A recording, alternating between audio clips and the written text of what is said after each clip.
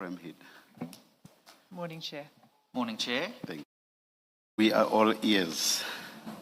Chair, we, before today's witness takes the stand, we have an interlocutory application that has been brought by Mr. Suleiman Carrim, and it's for his evidence to be provided in camera. And Mr. Premhid will address the Commission on that application. And I believe there's a preliminary issue that Mr. Premhid would also like to raise with the Commissioners, if we could begin there. Thank you. I also have a preliminary issue I wish to raise with your preliminary issues, but perhaps let's hear your preliminary. Thank you, Chair, and for the indulgence of going ahead of you.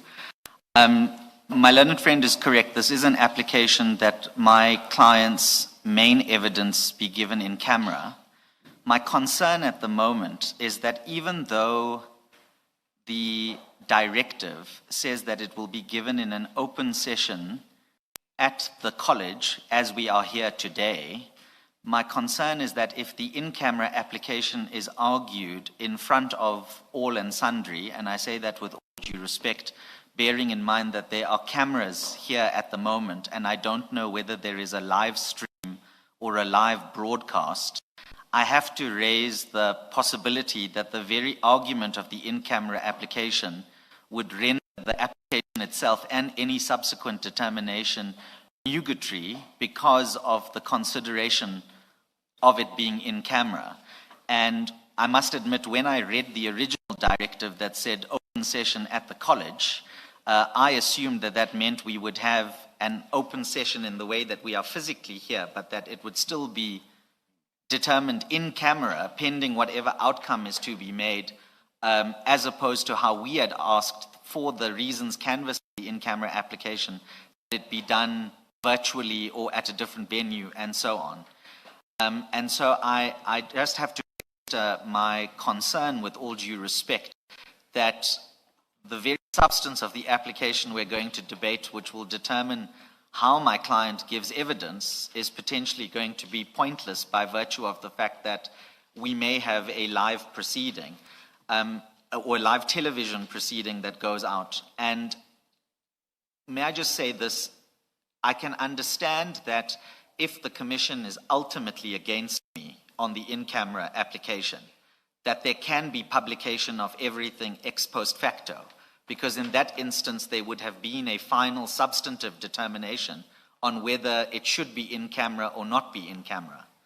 But if we argue the in camera in open, as we are doing at the moment, and I repeat my concern about live television proceedings, then that creates the prejudice. And you would recall, Chair, that in the notice of motion filed by the applicant, if you have the paginated bundle in front of you, if you look at paginated bundle 3, prayer 2, the prayer 2 notice of motion, with all due respect, I think covers a situation that we find ourselves in where the very request for that proceeding itself is to be in camera. Otherwise, the outcome would be rendered nugatory. And so those are my submissions as to my preliminary concern. Thank you, Chair. Thank you, Mr. Premhid. Mr. Premhid, I'm not sure that I follow you with regard to the point that the outcome and what's basically sought will be rendered nugatory. I just don't get that, because what Mr. Carrim seeks is that the hearing of his evidence should be in camera. Yes. If he succeeds, how will this open session have rendered that nugatory? Well, that's the exact dilemma, Chair, with all due... And also, perhaps, let me add this. Yes. All, if I'm not mistaken, my colleagues will correct me, and perhaps even the evidence leaders, all applications for in-camera hearings have always been heard here in open session. And a good few of those were found to have substance, and the actual hearing of the testimony was then in camera. Yes. So I don't know what makes this one stand out, and for the argument that the whole thing will be rendered negative. I just don't follow it. I just don't follow it. I followed the question. If I may respond, Chair. On the first issue about defeat the main hearing, what you will, and now I speak with some hesitation because I'm now traversing potentially some of the merits of the in-camera application, and we're not yet at that stage. We're determining rules of engagement, if I can put it that way. What you will know is one of the arguments that is made in the in-camera is that my client started receiving death threats, and that those death threats emanated even before he gave his actual evidence at the commission itself. And so my client's position is that he is being subjected to those death threats regardless of the actual evidence he is going to give. Now, the fact that we are having this debate about whether he should then still give that evidence in camera or not in camera now reveals to the public at large watching in that he's been the subject of those death threats and that he might be made to give evidence, but it just will happen on a day or in a time or in a format that the public at large might not know about. But the consequence of that doesn't detract from the client on what he says in the affidavits is that he's being surveilled. And the fact now that this has already happened on live television, with all due respect, does not, or rather does, undermine the very purpose of the in-camera, which was to protect that disclosure for, when he comes back to the commission to give his evidence in chief, if I can call it that. And because of the particular situation that my client finds himself in, the fact that we're already publicizing the fact that he's making the in-camera application is the prejudice that we are talking about. So that's on the first point, if I may, Chair. On the second point, I obviously can't answer for what other applicants did in respect of their in-camera application or whatever the case might be. I'm not privy to that. But on the facts of this case, and because of that surveillance which I've just mentioned, that's why a particular prayer was included in the notice of motion, prayer 2, that the actual argument of the in-camera be held in camera itself. And again, I say this without trying to traverse the merits of the in-camera application, but I'm just registering the difficult position now that my client is in, because the surveillance which happened from the previous session is now going to continue, arguably, from this moment in time, because if my client doesn't appear to the public's knowledge on the 9th and 10th, the public will know that he's compelled to give evidence. It's arguable that the in-camera was granted, and that he's still giving evidence with the effect that the threats are going to materialize again with all respect, because effectively now has given publication to the very concern that my client had that he's under surveillance. So, Mr. Carrim, wants the public to be under the impression that he will not be testifying, or exactly no, is the point? that's what then is the point? No, because if the public or even those threatening him are aware that he will testify at some point, what difference does any of this make? The difference is, Chairperson, in the two alternative factual scenarios is, let's assume when we came in here this morning, this session was conducted in camera in the way that I had understood it would be. What that would mean, with all due respect, is that there would be no insight given to the people outside of this room that the in-camera application was made. And if it was granted, then the public knows that Mr. Carrim ought to have testified on the 9th and the 10th. That might not have materialized on the... Even those threatening him will be under that same Agreed. impression. Agreed. So what's the Agreed. difference? I was getting to that, if I can finish. Yes. What I was saying is that in the scenario that I'm talking about, that if these things were in camera, On the 9th and 10th, if the Commission is with me and grants the in-camera substance, then whoever is threatening Mr. Carrim and the public at large will have to speculate, why didn't he give the evidence? Is he still giving evidence? Or whatever the case might be, insofar as Mr. Carrim's appearance at the Commission is concerned. That would not release Mr. Carrim from the obligation to still give evidence, which he would give, but it's the details around that evidence and the session itself that would be protected, offer him an extra modicum of protection where he says, I'm being surveilled and I'm threatened even before I give the evidence. I don't quite see the difference in substance to what I said earlier, which was that, so Mr. Carrim doesn't want the public to know that he will testify at one stage or another. The various options or possibilities or permutations you referred to boil down to, or at least part of it boils down to what I said, which is that he does not want the public to know that he will testify.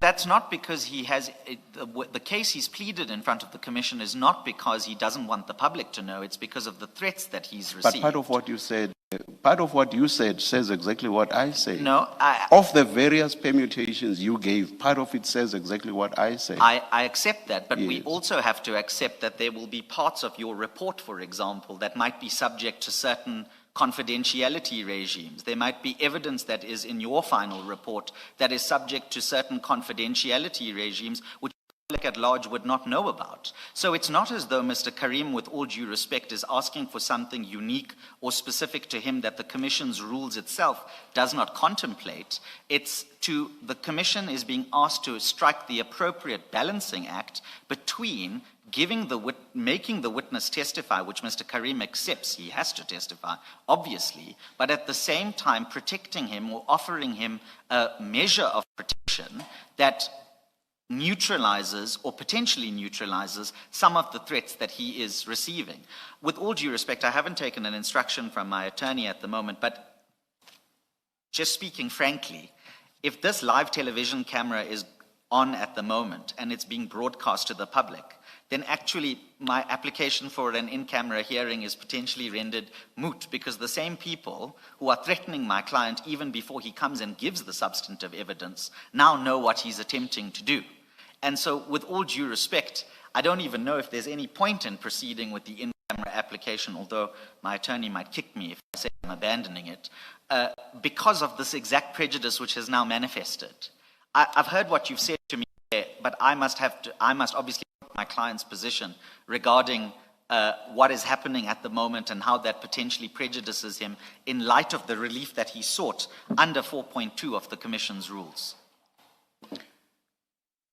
You earlier said you may already be touching on the merits. Perhaps what I'm going to raise also touches on the merits.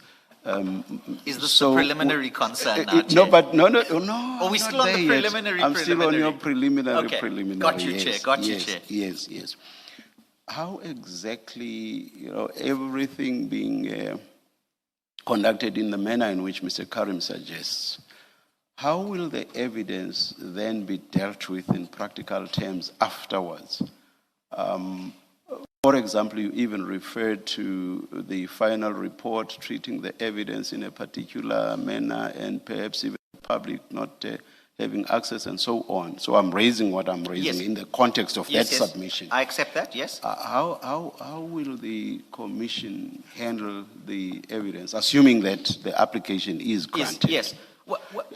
Yes. I'm thinking, maybe let me just add, I'm thinking, for example, the evidence may say something about people who may either themselves on their own want to respond, or in respect of whom the evidence leaders may want to lead evidence that counters whatever Mr. Carrim may have said. So how does all of this get handled? I accept. Because those people will have to know. No, of course. And content I'm of not the evidence. suggesting that a case be conducted against them in their absence or without their fair trial rights being protected. As you know, Chair, my client is particularly keen on his fair trial rights. It would be ironic if he's attempting to. The Minister of Finance is trying to phone me. That must wait until later. I apologize. I'm sorry, Chair, go ahead.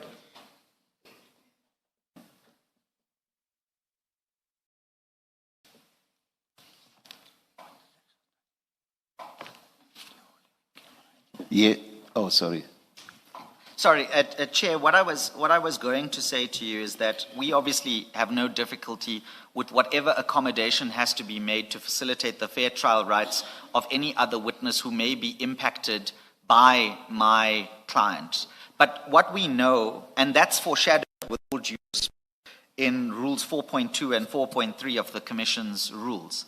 But what we know in practice from cases like Bryden and Helen Suzman Foundation in particular, which in your previous capacity, Chair, you would be very well familiar with, there are particular circumstances where the disclosure of evidence in a particular context is subjected to a confidentiality regime that appropriately balances the interests in the evidence coming to the court, or in this case, the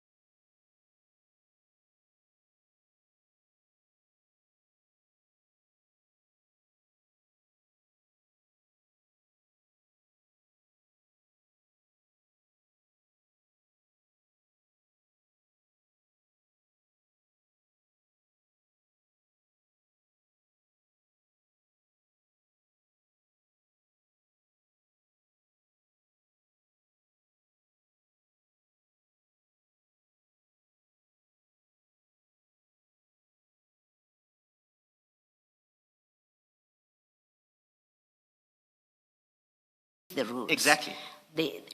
What I'm struggling with, or what I don't see, Yes. is how that gets to be applied, or how your client relies on that, Yes. given what he has set out in the And papers. that's why I started by clarifying, by saying if you want that direct explanation in the affidavit, I have to accept it's not there.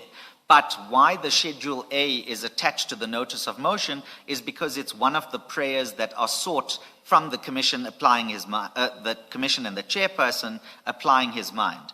If on the basis of no pleading, the Commission says, well, I can't grant you that relief because you haven't made out a case for that, then I have to accept that. But the reasonable explanation as to why there's an attempt not only to keep this application in camera, but limit who has access to the content of the application is threefold. Number one, Mr. Carrim nor his legal team knows the internal processes of the Commission. And it might be the case that not everybody in the Commission needs to be involved in the Mr. Carrim specific matters. And so the Commission might in and of itself have its own Chinese walls that it will sometimes enforce or not enforce in order to preserve the integrity of whatever's happening in front of the Commission, which I say applies here in an in-camera request. Number two is that never mind whatever the Commission's own internal processes are, practically speaking, in the light where the Commission, where the case made in front of the Commission is that I'm being surveilled, I am under threat, I don't know who's watching me or who's not watching me. At its most generous interpretation from Mr. Carrim's side, obviously there's a less generous interpretation from the case against me, but the most generous interpretation that can be afforded to Mr. Carrim is that that Schedule A, which was subject to the control of the chairperson of the Commission at all times, was an attempt to make sure that the net was not cast too widely so that all and sundry, and I'm using that phrase again, but I'm using it with respect, get access to the very papers that may or may not result in the breach or of Mr. Carrim's rights in the way that he's saying in the papers. The third explanation, Commissioner Baloy... The second explanation, put simply, is he doesn't trust the rest of the staff of the Commission that they may not distribute. Or in fact, he doesn't trust the Commission. He has to leave with a list in Schedule A, but he doesn't trust the beyond that. I hope that the correspondence bundle has been placed in front of the Commission, because what you will see from the correspondence bundle is that my client has consistently complained about inconsistent treatment, about the Commission's inconsistent application of its own rules, and the prejudice that he has suffered as a result of the Commission's conduct towards him. Is your answer to my question that, is it a yes? He doesn't trust that the Commission will not share his application outside of the Commission, that with the consequence that those who are threatening him would become aware of it. Is it a yes? My question. It is a yes, but Okay. I hope you will understand, Commissioner Baloy, that it's not an out-and-out yes in the sense that, you know, my client is complaining about that this is just a farce exercise or that he won't get a fair trial. It's based on his experience at the hands of the Commission that that lack of trust arises. And I'm being very guarded in my language in making that point, because that implicates potentially not only my learned friend, the other evidence leaders and the staff of the Commission, of which there are many and they are unknown to me. And I don't want to trample upon the integrity of my colleagues, whom I have known and have no difficulties or issues with. It's just that obviously my client, given the treatment that he has been subjected to, has a legitimate concern which informs the application and the attempt to limit the access as explained in Schedule A.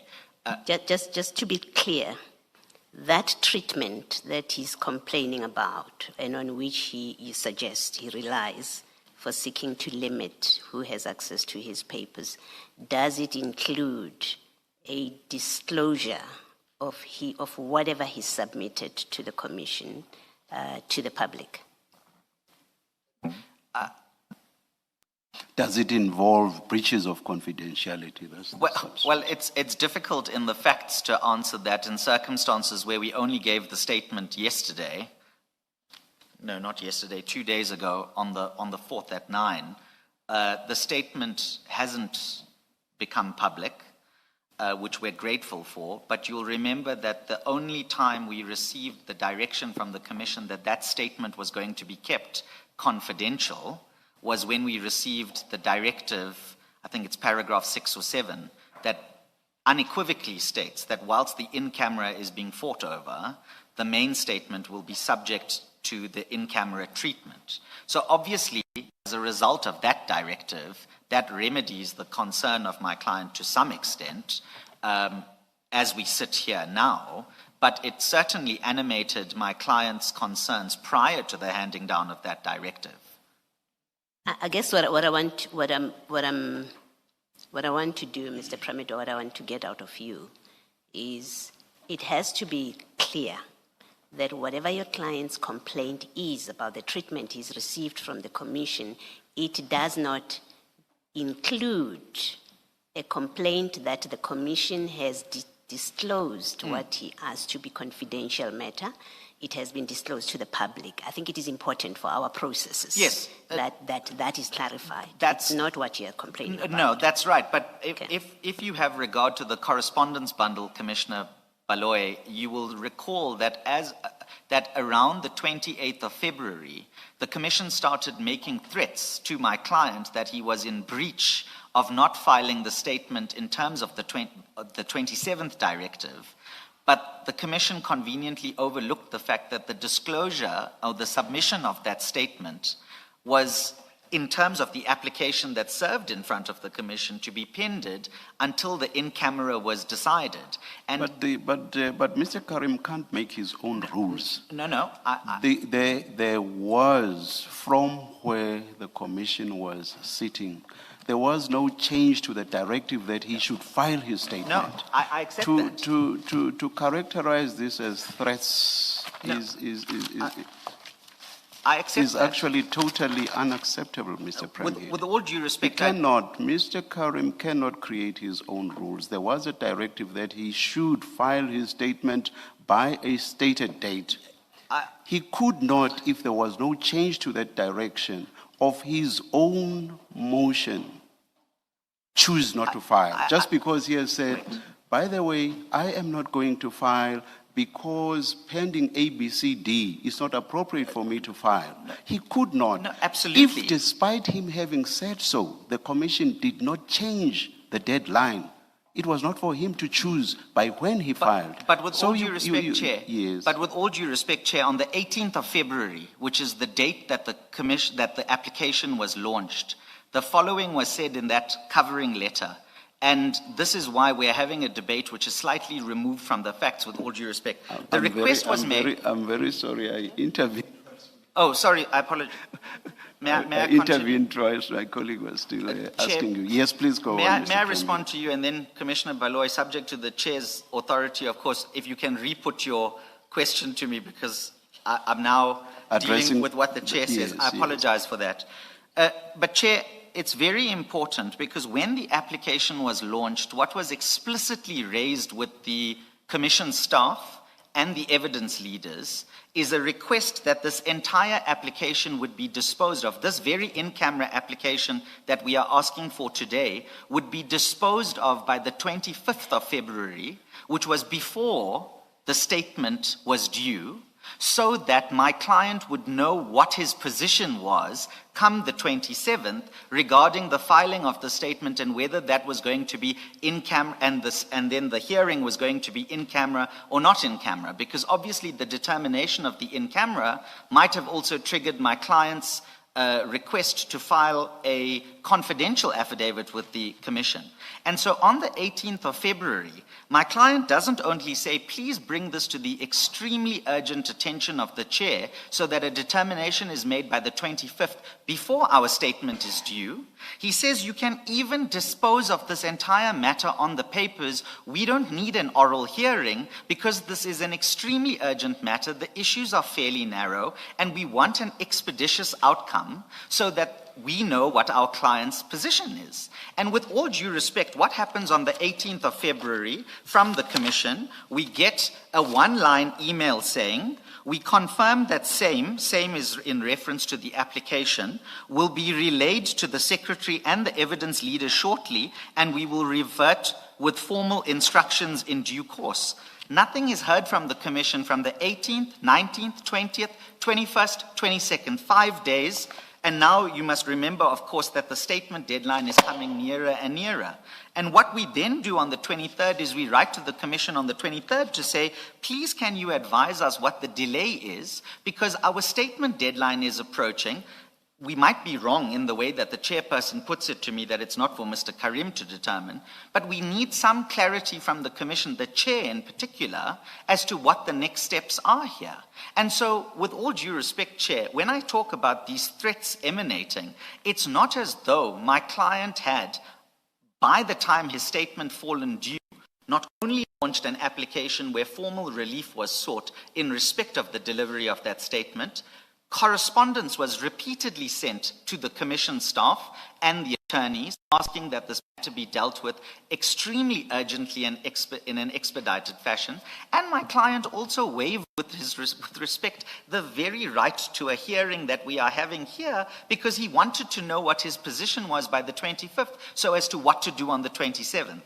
And where I say that those threats from the Commission are unconscionable, and with all due respect I speak subject to the chair putting me back in order if I'm out of order, is that the Commission in its subsequent letters after the 27th don't even engage with the fact that it's due to them that the entire matter hasn't been disposed of on the timetable that might have been extremely urgent for understandable reasons, but where we had asked for a ruling. So why I'm saying that those threats are unreasonable in the circumstances is not because it was Mr. Carrim acting of his own accord. Mr. Carrim at every stage saying to the Commission, place this in front of the Commissioners, get me a determination by the 25th so I know what to do by the 27th. And when the 27th came and went, we hadn't heard anything. We only received the answering affidavit on the 24th. So, Chair, with all due respect, I hear what you say to me, and I hear your admonition regarding what I said about the Commission's threats. But there's a factual context that's important to bear in mind as well, and that is that Mr. Carrim sought the assistance of the Commission to let him know what to do by the 27th. You say you hear what I say about what you referred to as threats, and yet you proceeded to say what the Commission did is unconscionable. I take strong exception to that kind of language. I'll withdraw that statement. Thank you. Thank you. What you've said raises two issues. What you have submitted raises two issues. The first one is, you asked the Commission to keep all documents, affidavits and all, relating to this matter confidential. The first issue is, I have no idea why Mr. Carrim would not have wanted to file his statement if, in the face of his request, and there being no basis for him to believe that the statement would not be kept confidential. That's the first problem I have. And then secondly, my point about there having been no change with regard to the deadline, yes, I've heard what you say, but the bottom line is the deadline was never changed. The deadline stood. So on those 2 points, I still have difficulties with your submissions. Chair, I don't know if you want me to respond or yes, you are free to. Concluding yes. remarks. No. You are free to respond. No, thank you, Chair. I appreciate that. Yes. On the first issue about not be kept confidential, I'm not going to rehearse what I said. All I'm going to point out, Chair, is the first time that was given unequivocally, that the main statement would not be disclosed prior to the determination of the in-camera, was only finally clarified on the 3rd when the directive came out. That was on the facts after the statement fell due. Just on that, why right from the beginning, instead of tying the filing of that statement to the hearing of the interlocutory application, why did the applicant in the first place not make the simple request that that statement should be kept confidential. But with all due respect, we did, and that's addressed, and it's in the covering letter. And that's part of the difficulty we have here, is that we place all of this in front of the Commission, we ask for an expedited decision and an outcome, and instead of being told or being told by the Commission, yes, your concern about the main statement is taken care of, it will be held in confidentiality until such time that the in-camera is determined, we don't hear anything. The first time that the Commission puts up an answer is on the 24th, and incidentally, it doesn't deal with the request regarding the in-camera. If the Commission was able to give that undertaking by the 24th when it filed the answering affidavit, then we wouldn't be having this debate, because by the 27th, my client would have filed the statement. All 15 pages of it, yes. Yes, absolutely. Whether it's 15 pages, 3 pages, I know, 100 pages. I'm just, yeah. Whatever the case might be, he would have been able to file because the undertaking would have been given. The only time that my client then was given the assurance is when the third comes down, the third directive comes down, and look at what happens. When the directive comes on the 3rd, and the directive says, you must file your statement by the 4th, and you must file it by 9 o'clock, and it will be kept confidential, the statement is filed, no difficulty. So with all due respect, it's a bit unfortunate that my client finds himself in this position in circumstances where he's not in control of these things, and a concern is raised for determination that affects the filing of the statement but is being dealt with in the way that I've just explained. So that's on the first issue regarding the main statement.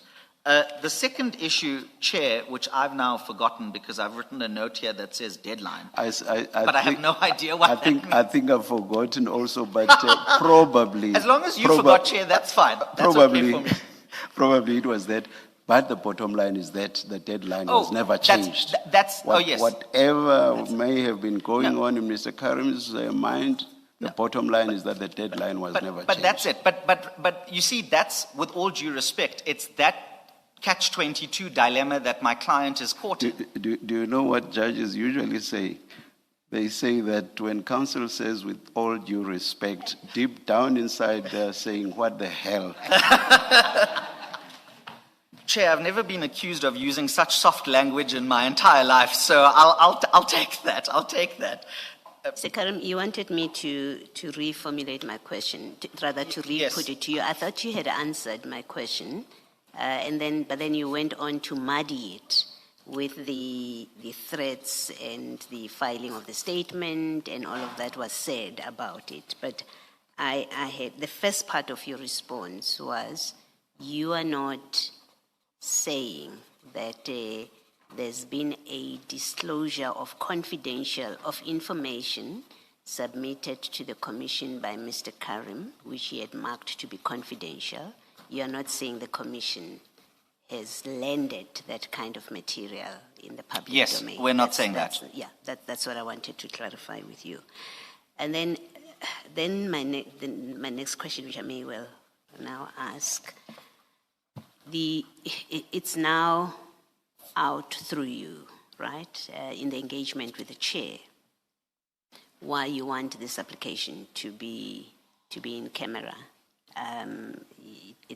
We've had many slip-ups like that from legal representatives, where they do seek something and then they are the ones that actually disclose that which they're asking for, or that they're arguing. So it's now in the public domain, the reason that you want this application to be in camera.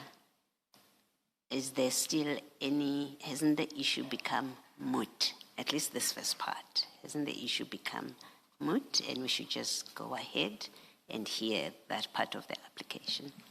Chair, my attorney is whispering something to him. Chair, through you, may I just take the instruction? Thank you.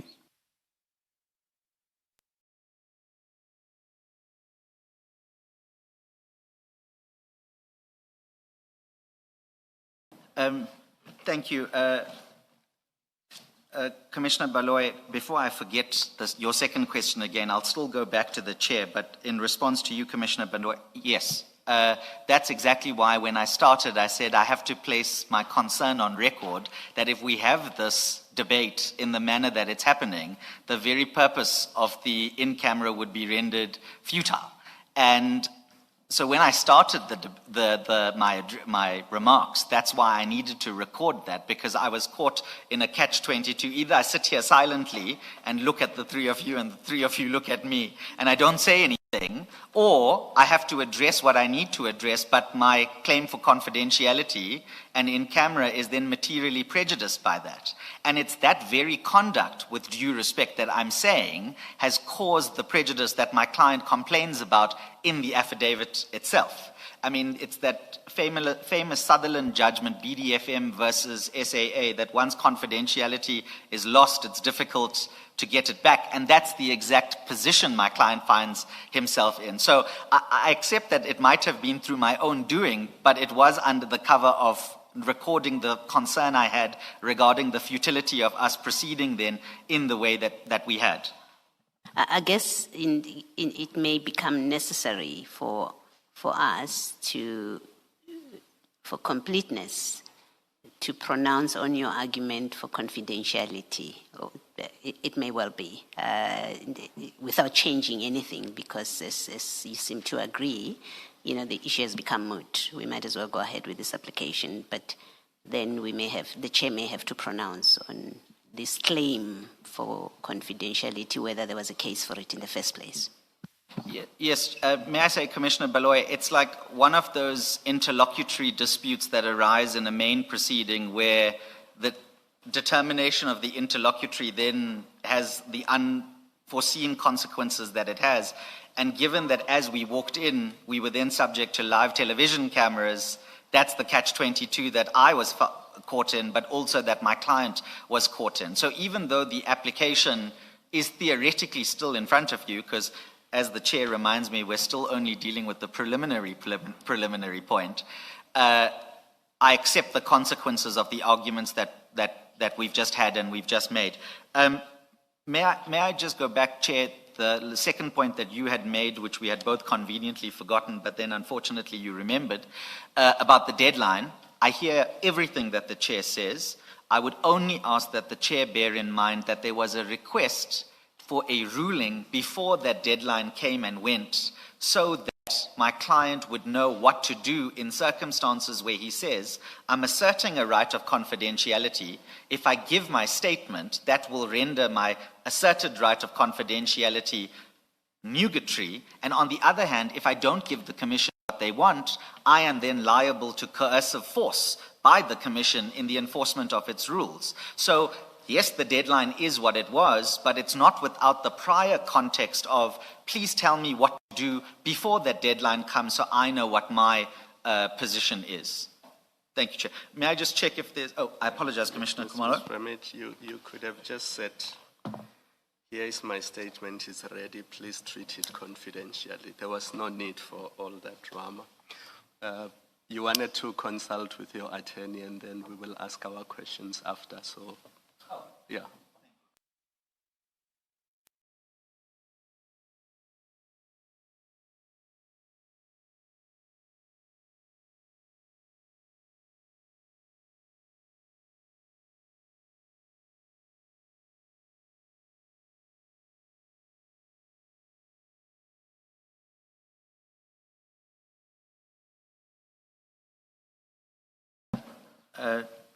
Thank you very much, Commissioner Khumalo, for the indulgence.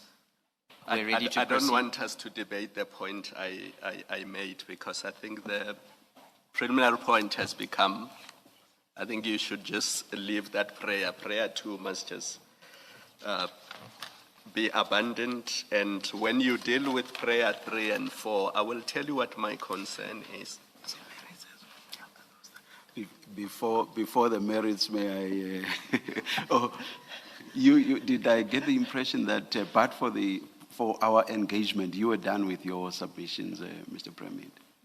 On the preliminary, yes, I think it's only fair that Ms. Hassan Yeah, gets an opportunity that's where I want to go to. respond. That's Absolutely. where I want to go to. Although I Are don't you know- accepting you abandoning 2? so that we don't need to debate it. I would prefer the Commission make a ruling against me rather than abandoning it. Okay. All right. Thank you, Chair. Ms. Hassim?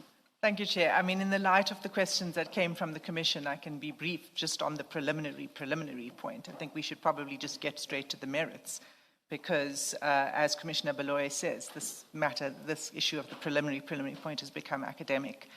After the first, I think it was only after the first minute or two of my learned friend's address, we strayed right into the merits. And so part of what's been debated in fact, concerns the merits of the application. But even though, that should be the end of it, I would like to say one or two other things. The first is that my learned friend says that he did not understand the session today to be a session in which it would be a public one. And I must say that's hard to understand in the light of the directive of this court on the 3rd of March. Commission. Pardon me, of the Commission. I must wear my other hat. In the light of the directive of this Commission on the 3rd of March, which stipulated that it would be heard in open session. Now, even if that were not a live broadcast, what it could not be understood as is to be a session that would be closed to the public. So even if it were not a television broadcast or live streaming on other platforms, this was going to be an open session, open to the public and open to the media. So any reporting or any coverage, photographs, anything would still be permitted in an open session.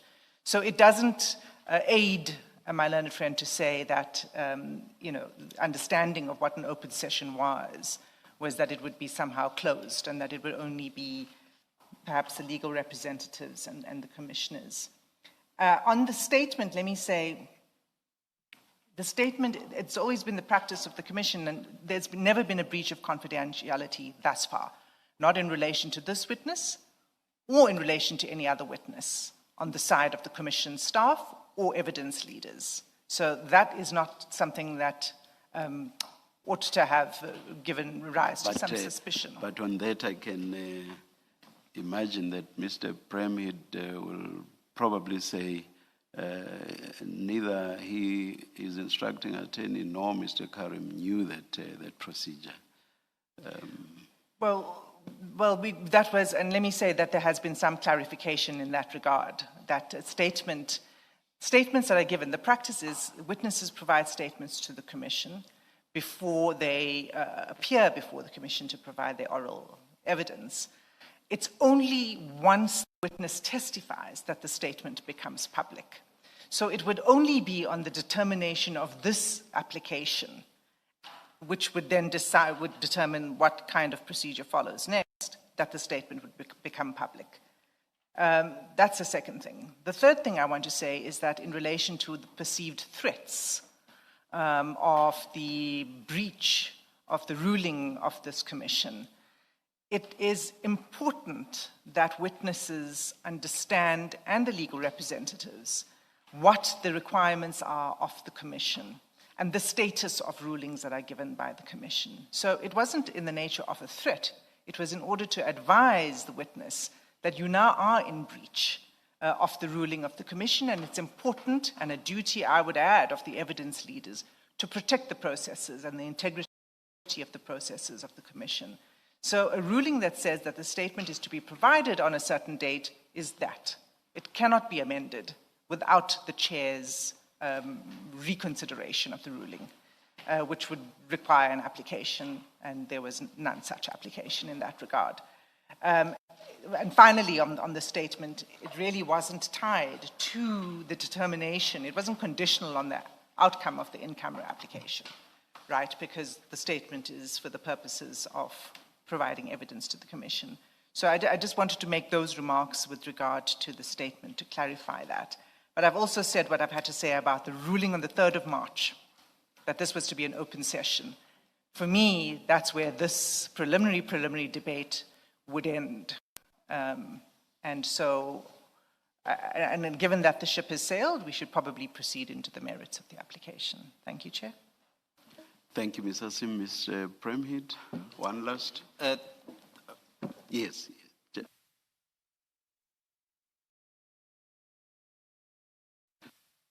Any response, Mr. Premhid? Yes, three very brief ones, if I may. In respect of the first point made by my learned friend about her understanding of the directive, with all due respect, it's not her understanding that matters. It's what the Commission makes of the application and the request for the ruling beforehand. And that's why the ruling was made beforehand. The request for the ruling was made beforehand, so my client wouldn't find himself in the exact position he finds himself in at the moment. On the second point, my learned friend, in fact, actually makes the case for us because her exact words were, it's the determination of this application that would thereafter determine the disclosure of the main statement. And that's exactly why, not only in the correspondence and in the notice of motion, but in the founding affidavit, before that statement was due, the direct application was made at paginated page 12 of the pleadings bundle, paragraph 27, I humbly request that the Commission determine this matter as one of urgency. This is because my witness statement is due on Friday, the 27th of February, 2026. If a determination is not made about my hearing evidence in camera, and with that regarding the witness statement by this date, then my witness statement will be made available to the general public, defeating the purpose of this application. If that was wrong, they filed the answering affidavit on the 24th of February. They could have made the undertaking or given the clarity on the 24th of February that the statement wouldn't be disclosed. But why would he have thought, and I think that's a point that Ms. Hassim was making, that his statement would be made public before he testified? On what basis does he have that concern to a point where he doesn't abide or comply with a clear directive? But that's because, as the chairperson foreshadowed, is that my client doesn't have knowledge of the inner workings of the Commission. It's not about the inner workings. It's about what, you see, what he has done, and I have to deal with this by way of an example. He has made a claim. He's making a claim for confidentiality and for in camera, based on the threats he has received, but matters that he says are reported in the public domain. He's made references and he's annexed stuff that is in the media. So he's relied on matter that is in the public domain. I'm asking a question like that there is nothing, he knows nothing about the processes of the Commission, as you rightly say. He doesn't know our internal workings, but again, he has nothing from the public space that is a basis for that concern about his statement being made available to the public. He makes it up. He makes it up, and on the basis of that fear that he's making up, he then says, I'm not going to file my statement until you give a ruling because it might go into the public, when there's absolutely no basis whatsoever, no factual basis for him to raise that kind of concern, and therefore not to abide a ruling that says you must file by a certain date. So it's not an answer to say, I guess what I'm doing is I'm saying, how reasonable is this fear about my statement will be disclosed to the public when there's absolutely no factual basis for it? I accept that, and you've already heard me in my opening remarks that, to the extent that explanation is needed in the affidavit directly, it's not there, and I'm not going to push at that. Instead, what I will say, at the risk of repetition, is that that's the very reason why the ruling was asked for by the 25th, so that he wouldn't be in the position of potential non-compliance, because that clarity, and on the basis that Commissioner Baloy has accepted, he wouldn't know the internal working processes, would be given to him. And so when I was reading from the founding affidavit, and I mentioned the answering affidavit that came on the 24th, that was the day before the ruling was originally sought. And if the Commission, in its answering affidavit, simply said, we'll give you the confidentiality pending the determination of the in-camera, then that would have cleared the path to file on the 27th. And so those are the facts about what came before the Commission, and we can't, with all due respect in assessing reasonableness, determine the unreasonable.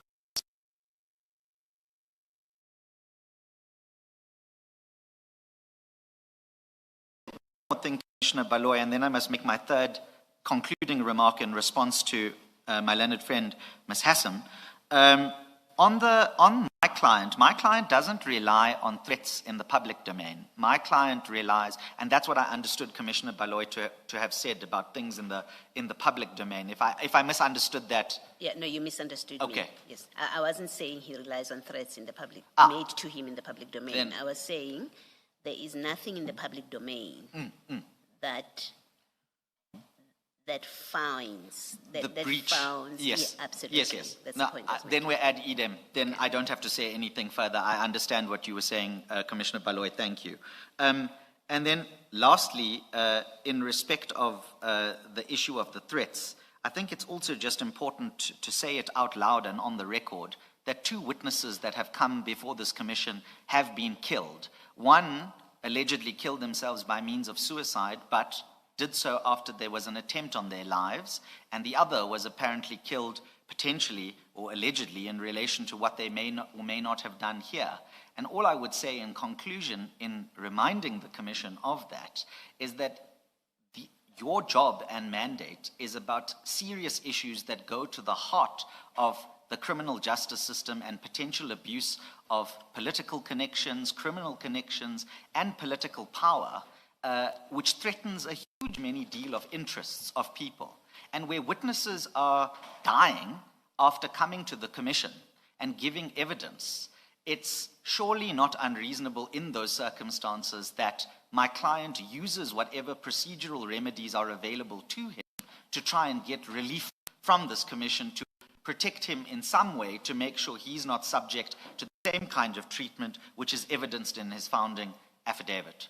Thank you, Chair. Mr. Premhid, I don't want to leave it uncorrected that the person who committed suicide testified before this commission. That person was never a witness before this commission.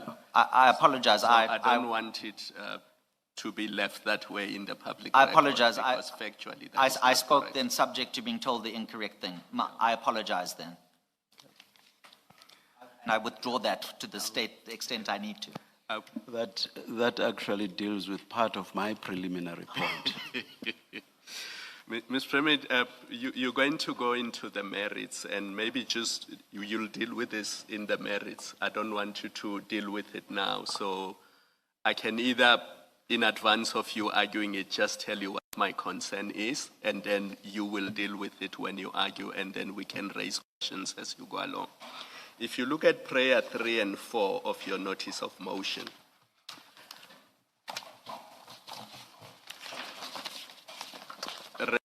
read with your Schedule A,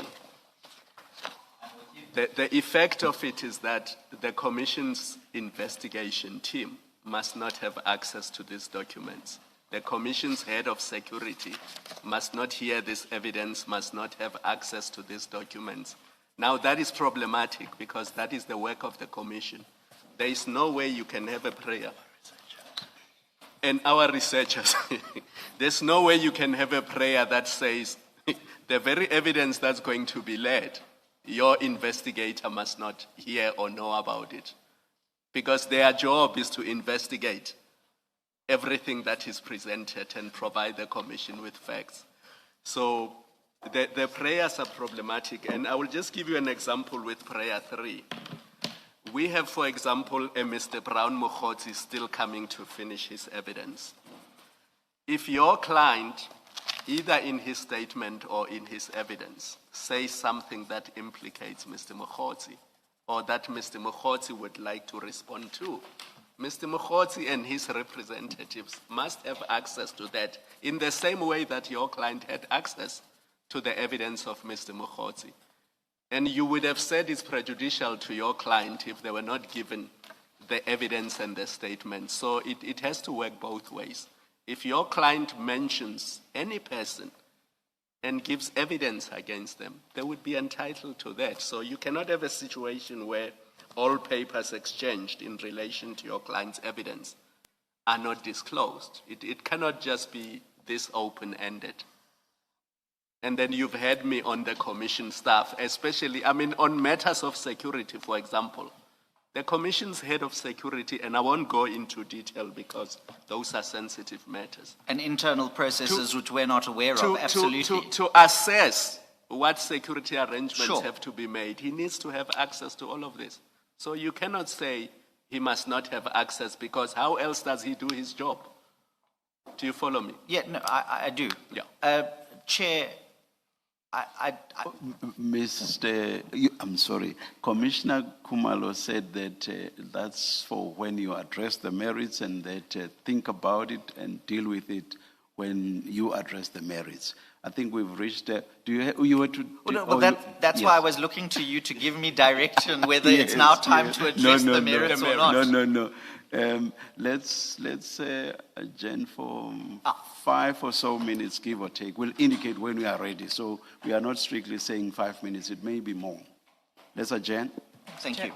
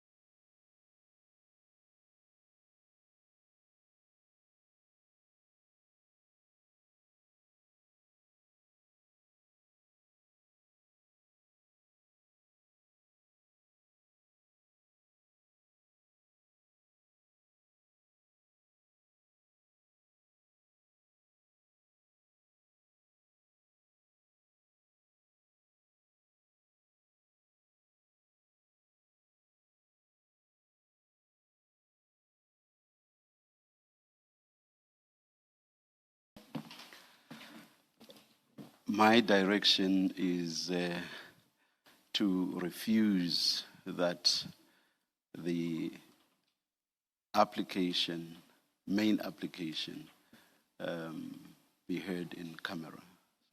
That's my order. So it will be, the merits of that application will be heard here in open session. Reasons will be given on Monday. Brief written reasons. Let us take the tea adjournment.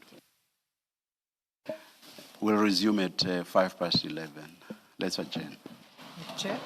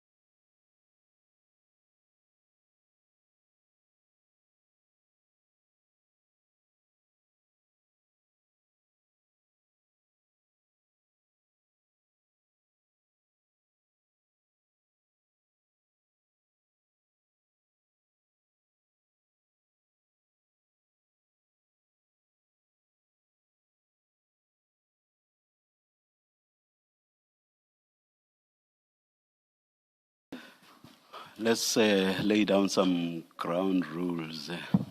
We afford each side 30 minutes only to argue, uninterrupted. We will ask our questions, if any, right at the end. 30 minutes, that's very fair. I'm not even asking you whether it's fair or not. I know it's very fair. So now, I see Mr. Premhid is smiling, so I'm sure he's happy.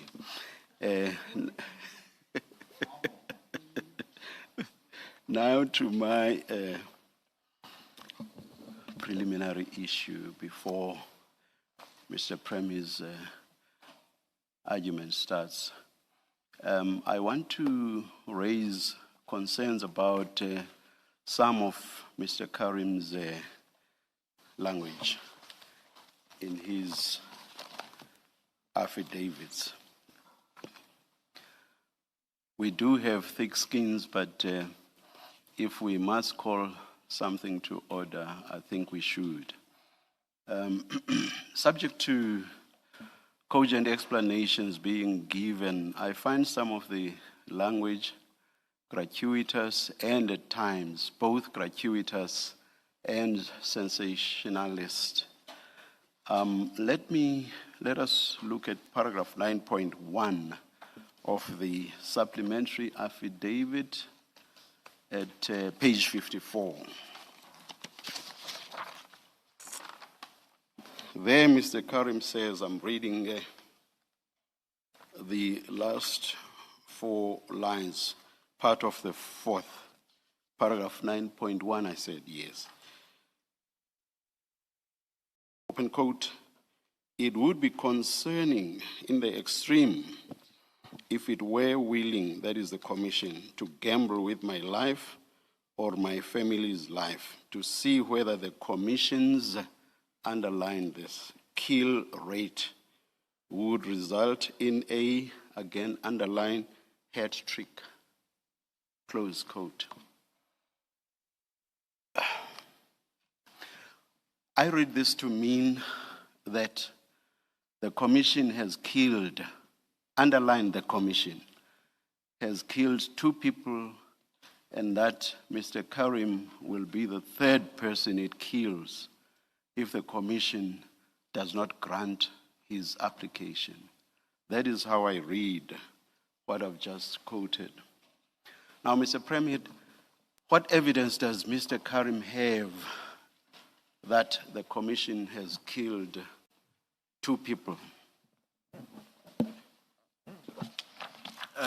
Chair, may I say that I hear what the commission says, and that's not how, with all due respect, I interpret that sentence, because before Chair started reading from, it would be concerning in the extreme. The sentence from about 5 lines from the bottom starts with, the commission has already experienced 2 such incidences.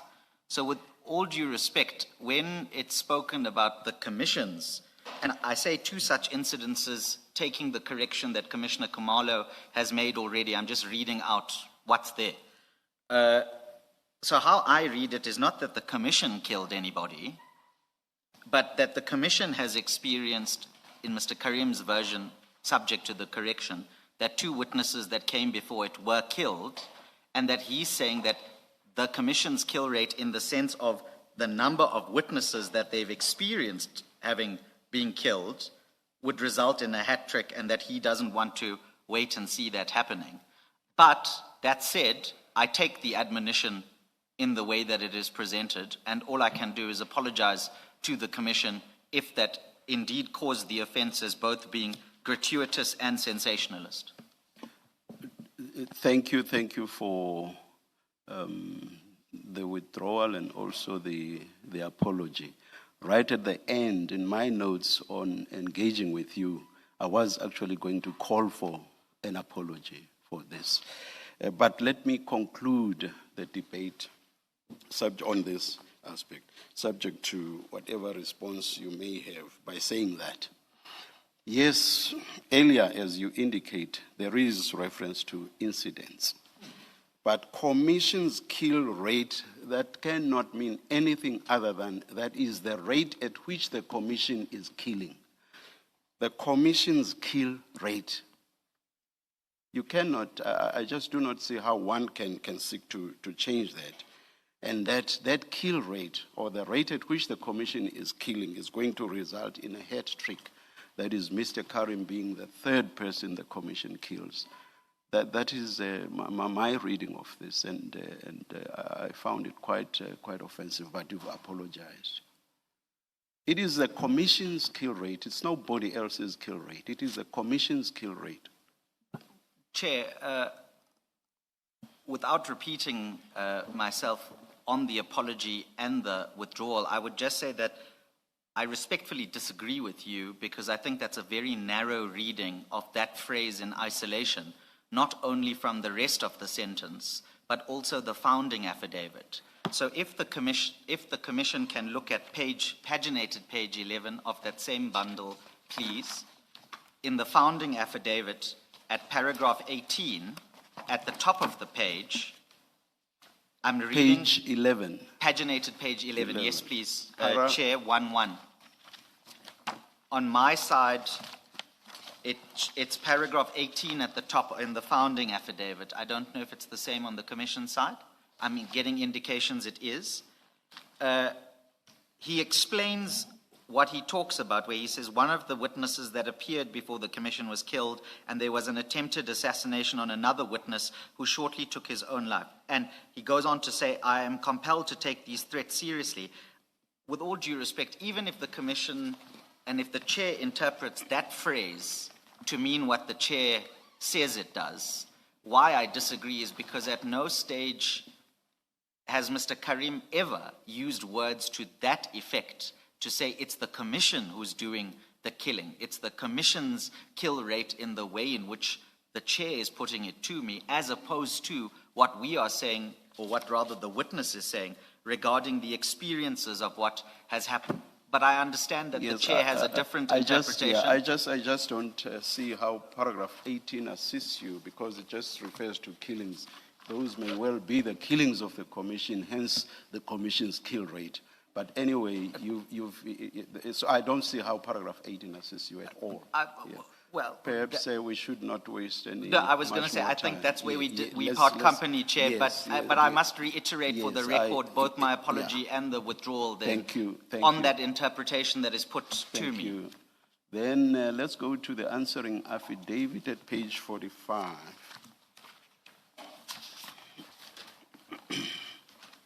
Paragraph reply, I'm very sorry. Yes, the replying affidavit. Paragraph 66, it reads, instead, it is clear that the commission or only Mr. Popkas has opposed the application for an ulterior purpose and out of vindictiveness. I assume that the reference to an ulterior purpose is what? Inferential reasoning, perhaps? I assume so. Well,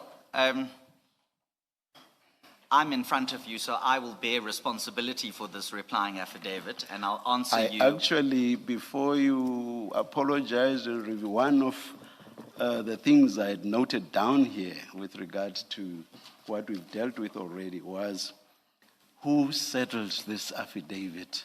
Was it you, the attorneys? Obviously, it could not have been Mr. Premhid himself, but I think you basically want to suggest that you settled it or not. No, Yes. I am, regardless of who settled it. But we are past that. You've retracted, you've apologized. No, it's more than that. It's more than that, and this is important for the public watching to understand, is regardless of who said what and who settled what, I am the advocate in front of you, I am the appointed leader, and I take full responsibility for anything that causes the commission offense or upset. And as I've said, I apologized and withdrew in respect of the 9.1, I think it was. If that's what the commission wants of me in respect of 6.6, I will do the same thing. All I would point out is in that paragraph, the second sentence tries to lay out a justification for that particular reason. It cites paragraph 5.1 of the commission's answering affidavit. Now, I accept in 6.6, there's not an detailed exposition to justify the first sentence, but at the very least, the deponent is telling you what they are identifying as the basis for the first sentence. But again, I think with all due respect, I'm not going to defend the so-called indefensible. I will take responsibility for it, and I apologize to the Commission and the Commissioners, and I withdraw as is needed. All right, thank you. Perhaps let's leave it there. And why I introduced this by saying, is this reasoning by inference? I was then going to take you to what the test for inferential reasoning is, and then I would have also asked you, has that been satisfied for Mr. Carrim to say that this is being done or averred for ulterior purposes? Yes. But perhaps let's leave it where. And Yes. may I just say, on that particular averment in the paragraph, insofar as the determination of the issues in front of you is concerned, that is actually not a central issue, to the extent that it's been called out and I would have thought so yes, too. Exactly. So it's, No. that too, in a sense, is quite gratuitous. No. Thank you. But that's why I'm accepting your Yes, logic, and I'm yes. saying to you, I fully accept what you say to me, Thank you. and I give the tenders as needed. Thank you. Let's go to your 30 minutes then. Yes, What's the time now? I'm familiar with that 30-minute of grace before the barrage of questioning starts. So is Mr. Khumalo. He argued a few days before me when I was there for Pala Pala. But, Chair, may I say this?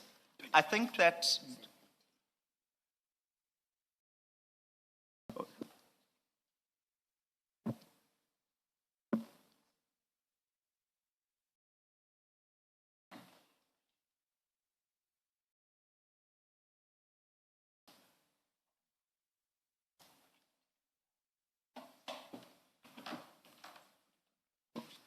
I'll give you until 13 minutes to 12.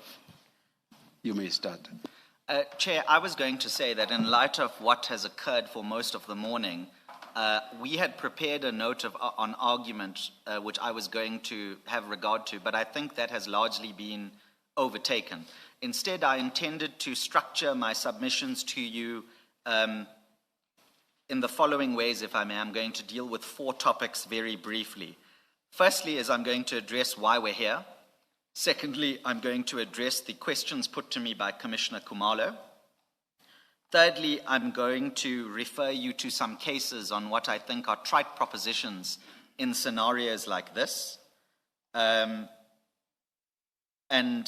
lastly, I'm just going to make some comments about prejudice. So, at the outset, and we've already debated 4.2 and 4.3 in the morning, the simple proposition is this: it's not the evidence itself, and Commissioner Baloy actually identified that there's a distinguishing feature about this application and how it was brought and when it was brought in respect of other applications, and I adopt that analysis because that's the very point that I want to start with. It's that it's not the actual evidence that my client gives which brings us here, but rather the fact that merely by appearing here on the 6th of February as a confirmed witness who was then granted a postponement and which gave rise to the 4 or 5 threats that we've attached to the 2 affidavits, which don't only threaten my client individually, but also threaten his family, that threaten the burning down of his businesses, that threaten them if they even leave where they were originally located, it wouldn't matter, because where they would potentially be moving to would also be known. And I'm trying to use language so as to not give away geolocations.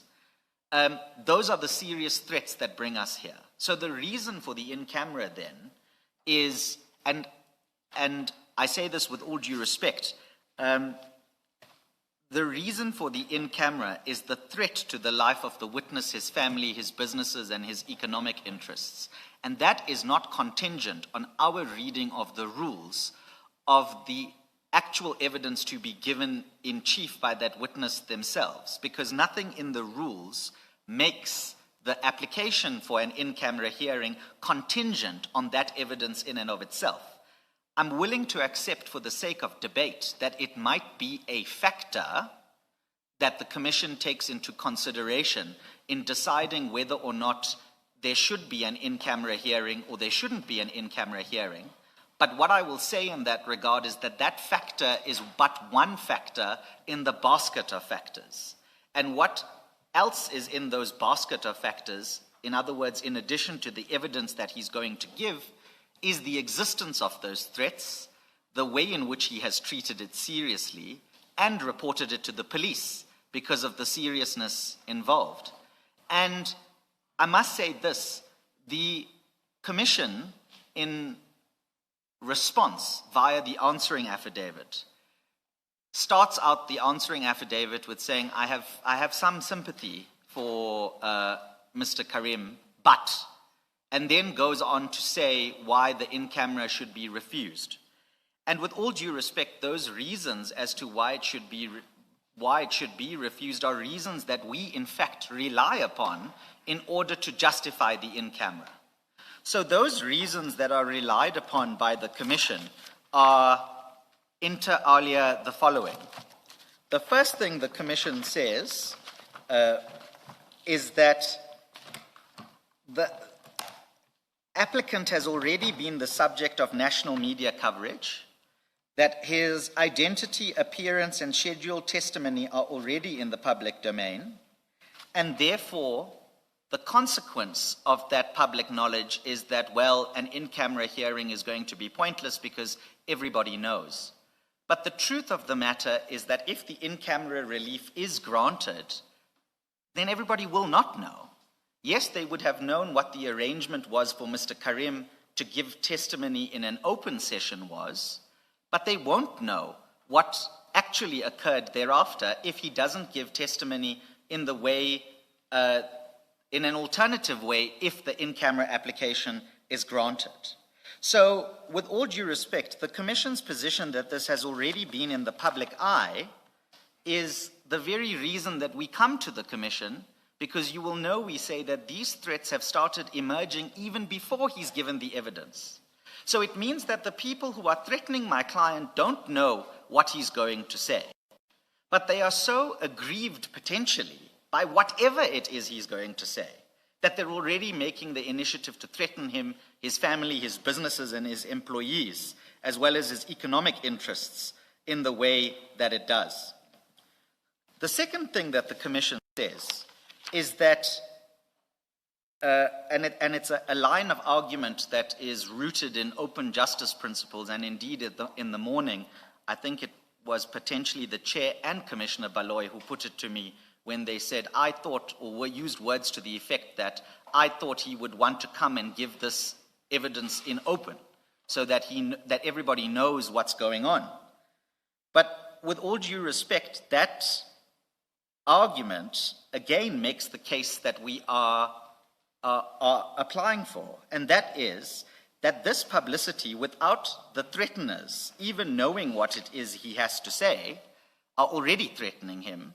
If he comes here, it's almost like waving, and that is not made subject to an in-camera ruling, it would almost be like waving a red flag at a bull and waiting to see whether or not the bull charges and gores you, and effectively to take your life into your own hands. And the reason I say that, and mindful of what the Chair has already said regarding those particular paragraphs,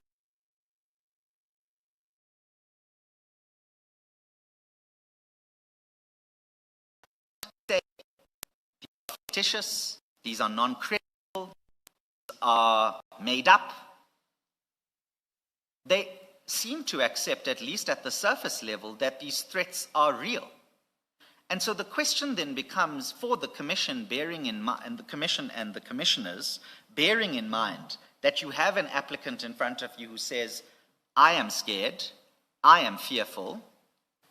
Does the Commission and the Commissioners turn a blind eye to that in circumstances where no one has suggested that those threats aren't real, aren't credible, aren't serious, and don't deserve to be taken as seriously? So that's point number one about why we're here. We're here because of the fact of the threat, and any opposition mounted on the content of the main witness statement, I would submit, is firstly misplaced, but secondly, to the extent it's not misplaced, it's but one factor in the basket of factors under your consideration.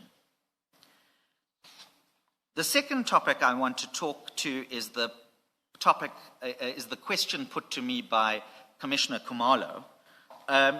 Commissioner Khumalo, you took me to the Schedule A, and you had indicated that the schedule was problematic because it excluded certain people and, was perhaps too restrictive in terms of the people that it did include.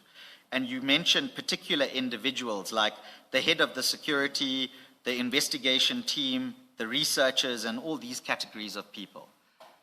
I'm willing to accept that this might be too constrained, and the reason I can readily accept that is because we simply don't know who the relevant people are in the operation of the Commission behind the scenes. Likewise, for example, in trying to get the application in front of you, we don't know how long it took when the Commission's received it to put it in front of the commissioners, whether it was placed in front of you before the 25th of February, whether the correspondence bundle, like we asked to be placed in front of you, was placed in front of you. We don't know all of these things. And the reason I highlight that... They're in the website, Mr. Premhid. I beg your pardon? They are in the Commission's website.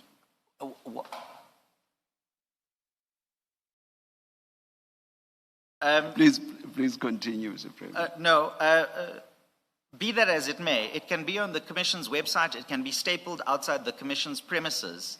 The point of the matter that I'm making, Commissioner Khumalo, is that parties often ask courts for relief all the time based on what they understand the position to be. Sometimes a court will say to them, as you will well know, yes, you've made out a case, but this operative part of your relief is a bit too narrow or a bit too broad, and we need to include these people and we don't need to include those people, or whatever the case is. So, with all due respect, if it's a question of the schedule, we can amend the schedule. Or if it's a question of the Commission making a directive regarding who should be included and who shouldn't be included if the Commission is with me, then that satisfies the issue with all due respect. Because like I said in the debate in the morning, and I think it was with the chair, is that these requests have always been subject to the chair making the appropriate ruling, either accepting and granting the application, or dismissing the application, or granting it but subjecting it to different grounds on the relief, or anything of that kind. So I think with all due respect, it's a little bit difficult for me to answer the way in which the question was put at me in circumstances where it's being positioned potentially that Mr. Carrim is dictating these things. It's Mr. Carrim saying to the Commission, I'm asking you for these things based on what I know at the time that I know it, and I lay myself in the Commission's hands as to make the ultimate determination. So if the accuracy of the schedule is incorrect, we wear that. And we wear that not because we want to keep some people out or some people, we simply don't know. And that's why we come to the Commission and ask for the relief that we do. May I go on to my third topic? And I think, Chair, I'll be done with my protected time relatively soon. May I just take an instruction?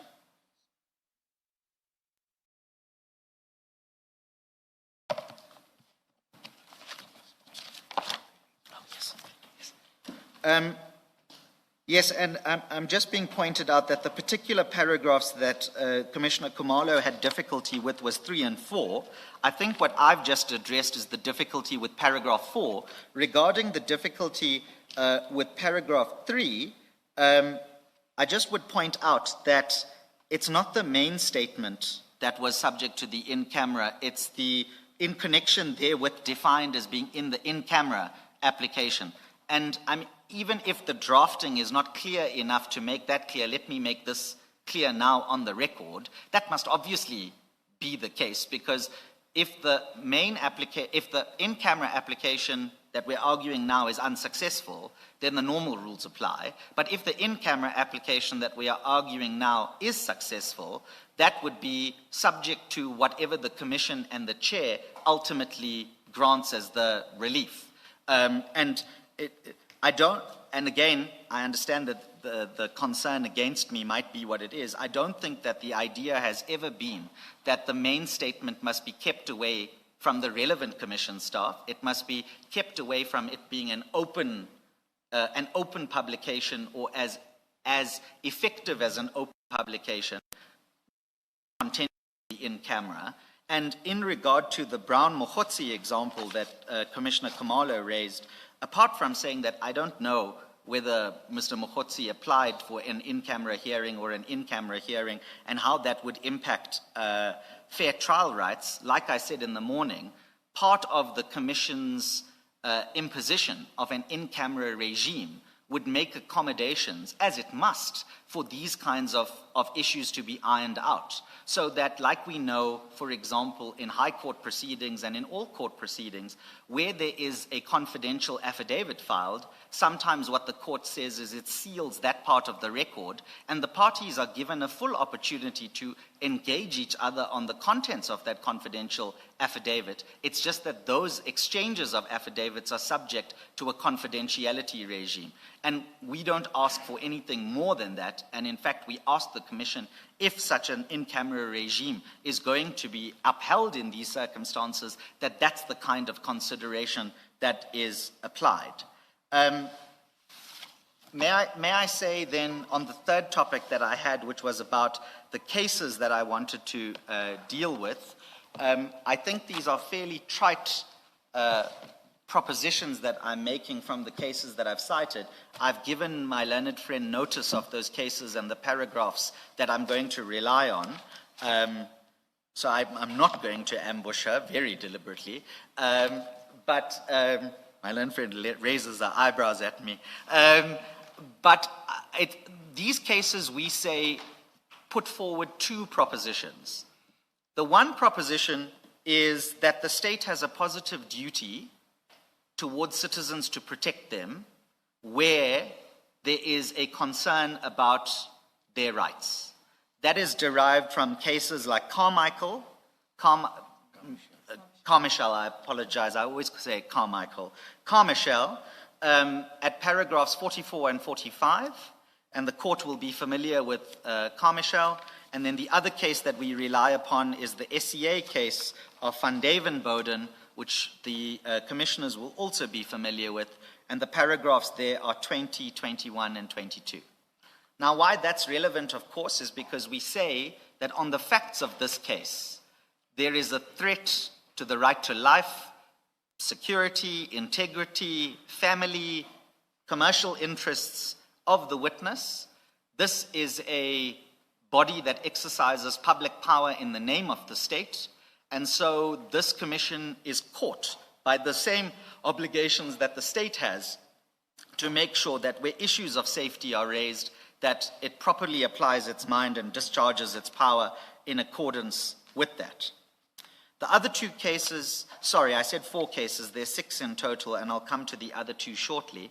The other 2 cases that I want to refer to is the Constitutional Court matter of independent newspapers, otherwise I think commonly referred to as Matlala, at least that's how I know it.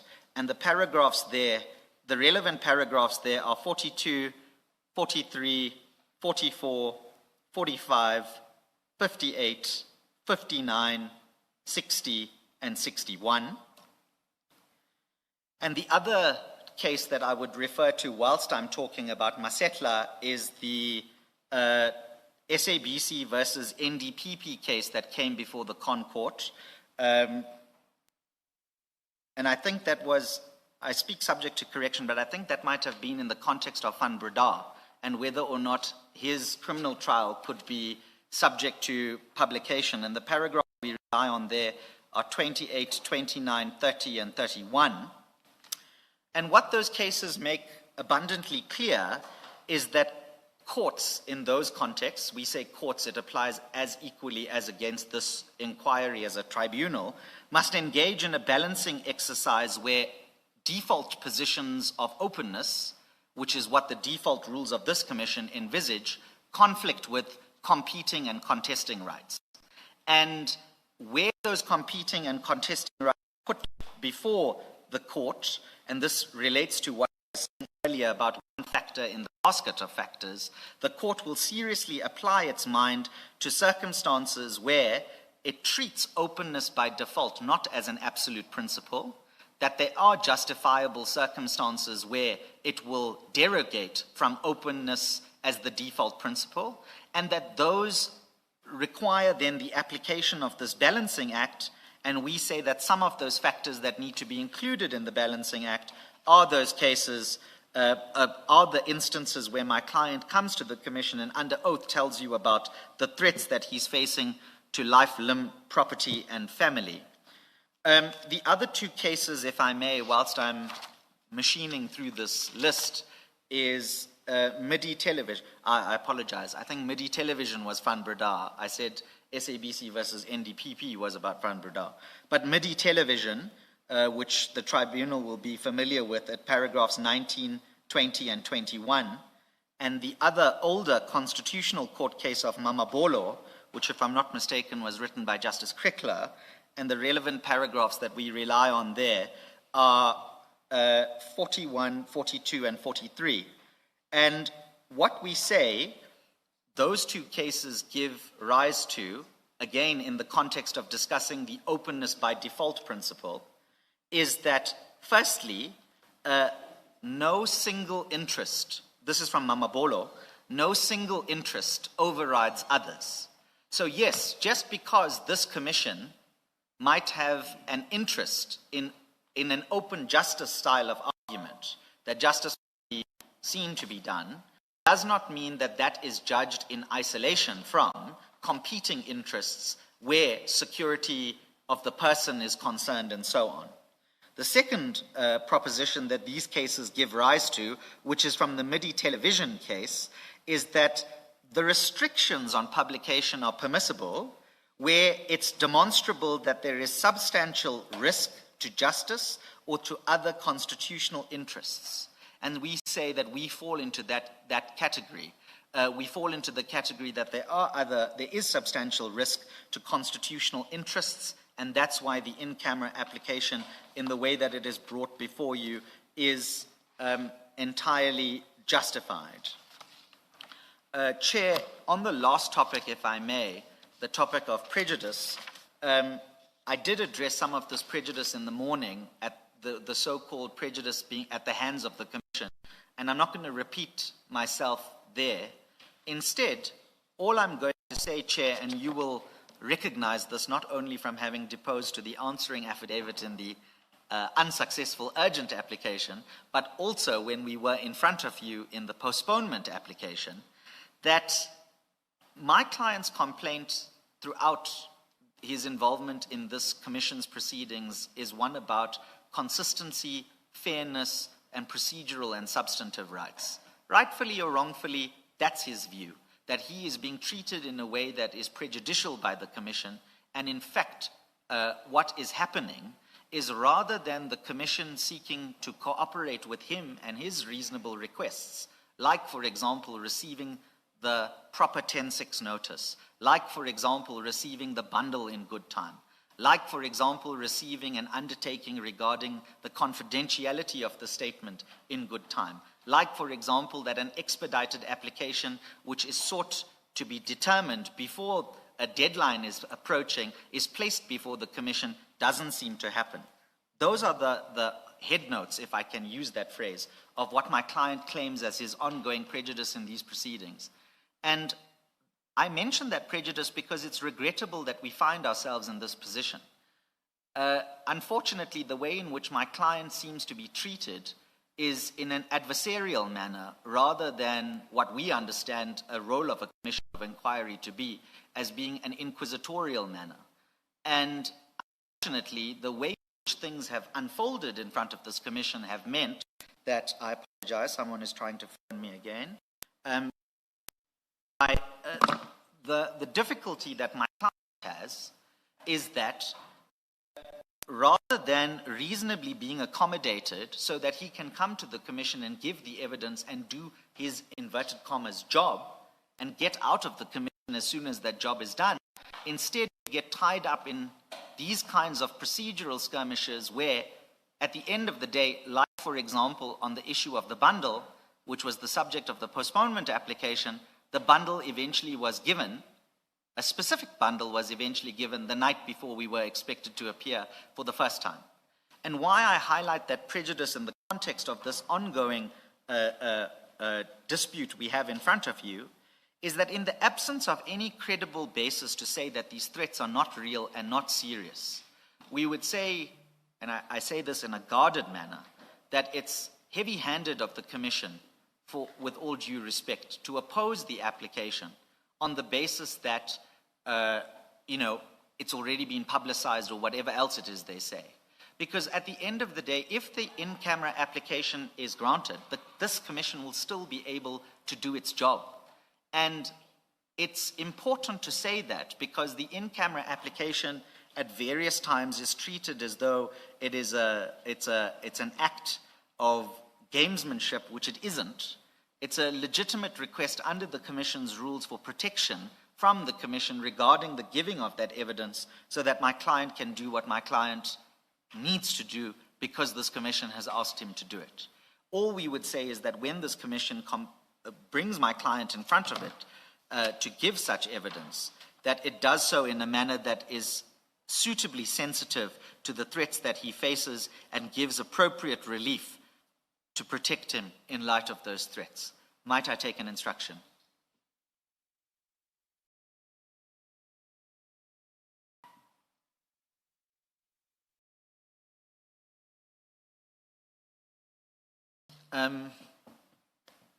Just whilst, before I yield the floor, so to speak, just one thing that we are aware of. Obviously, whilst we sit here, we expect the Commission's supplementary bundle, which we anticipate to be given today, because it's 2 business days after the filing of the statement.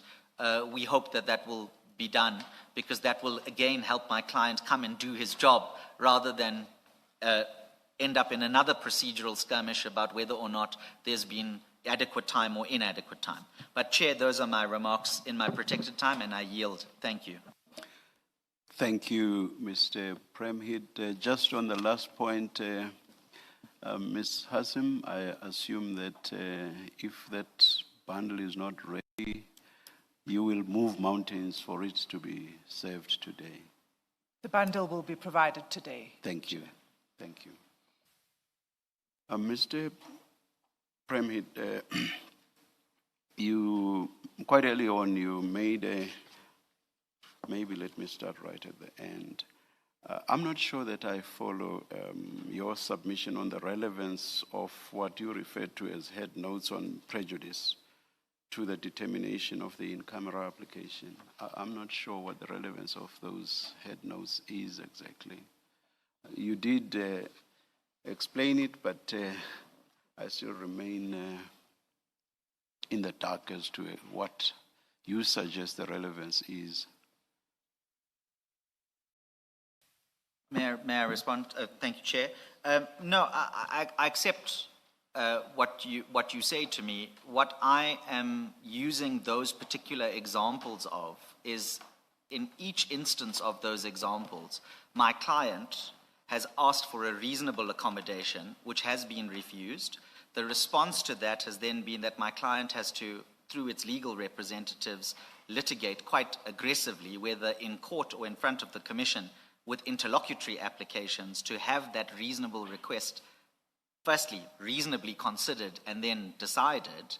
And I was linking that pattern of conduct to the opposition that is being put up here, and I explicitly detailed those grounds of opposition, the publicity, the fact that it's already known, but importantly, there's no counter-argument as to the credibility of the threats, that in those circumstances, the Commission insisting that my client be made to give the evidence in an open session where those threats are highlighted for determination, is a further instance of the prejudice that my client finds himself in. That's the extent I was using it. I trust, though, that the suggestion is not that the in-camera application will not be decided on its merits. No, not at all. I know for a fact it will be decided on its merits. I just wanted to be sure in my mind what exactly you mean by that. In fact, Chair, if I may, I think the way you've put it to me crystallizes the exact point. It's that in each of those instances that I've spoken about, my client, to use your phrase, has had to move mountains to try and clarify his position and get certainty and outcome. And this in-camera application is yet another example of that, in circumstances where my client not only said on the 18th, a week before, he asked for an outcome by the 25th, bearing in mind that the 27th was the due date. He also said, just determine this on the papers expeditiously, so we don't have to take up the Commission's time and I know what I need to do. So I fully agree with you, Chair. It must be decided on the merits, but the fact that we've had to repeatedly move mountains to get that determination, and even in circumstances when we ask for an earlier ruling, is the exact prejudice that my client relies upon. Thank you, Chair. I'm indebted. Thank you. Now, let me take you to something you said quite early on, which is, and I hope I will not mischaracterize what you said.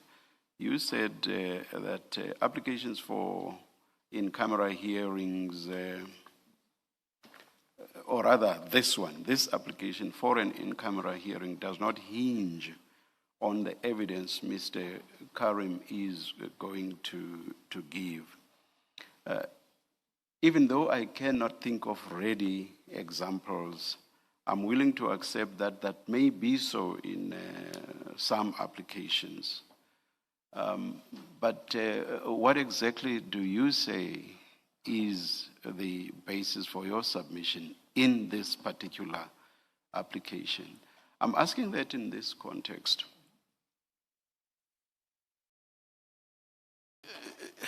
Not every and any witness that has testified before us has received threats. And those that have either received threats or had a reasonable basis to believe that their lives were at risk, even if they had not received threats, gave us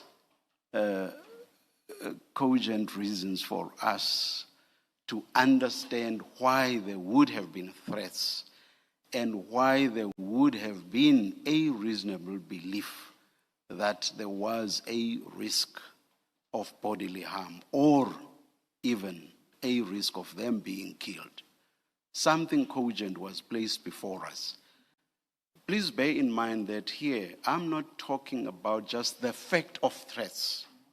I'm talking about what underlies the threats that we are told about. That's where my focus is.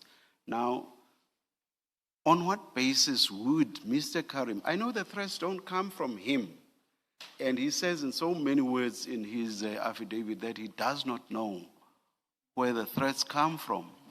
But if he sits down and applies his mind in the light of the testimony that he's going to give, who does he think may possibly be threatening him? He is best placed to think about that and possibly to even come up with answers to that. Bear in mind that I say in all without exception, all the other cases where applications for in-camera hearings have been made, we were given something cogent, which had a factual foundation.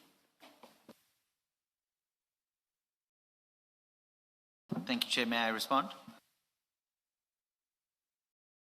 Chair, on the first point, where you said, you put to me the not hinged proposition, and you said it may be so. Just to emphasize that our position is that based on the Commission's rules, that doesn't seem to be the case to us. But let's leave what the rules may say or not say to one side for the moment. The not hinged proposition comes from the fact, like I just read back to you in Mamabolo, it's a weighing up exercise. And so I'm not there yet. I am not at Mamabulo in that weighing up exercise, because you raised the weighing up exercise in the context of open justice. So I'm not there yet. I'm just at the level of possible facts, the possible basis for threats. I'll come to that last. That's where I am. I'll come to that I don't last. quite see how the Mamabulo balancing exercise, the open justice principle, Yes. I just don't see May I how develop the submission? how the relevance of that is to what I'm raising. May I develop the submission? Yes, And I will come yes, to those very yes. point about the facts that you put to me. I'm sorry if I'm taking the circuitous route. The reason that I start at Mamabolo is because it speaks to the court's discretion in weighing up issues in front of it when there is a counter consideration to the default position of open justice. So, insofar as where I anchor my submission, that it's not exclusively contingent on the content of the main witness statement, is derived from the Mamabolo principle, buttressed by the MIDI television principle that talks about we derogate or we depart from open justice when there are credible threats and so on. So I'm willing to accept. I'm exactly at the credible threats. Yes, I'm coming. I think that's where we should Yes. be before we get to the balancing exercise. Show me the. I'm just asking you a question, and I'm not suggesting that the threats are not credible. And I'm not All I'm suggesting that saying either. is, what is the possible grounding? And that will then help us Sure.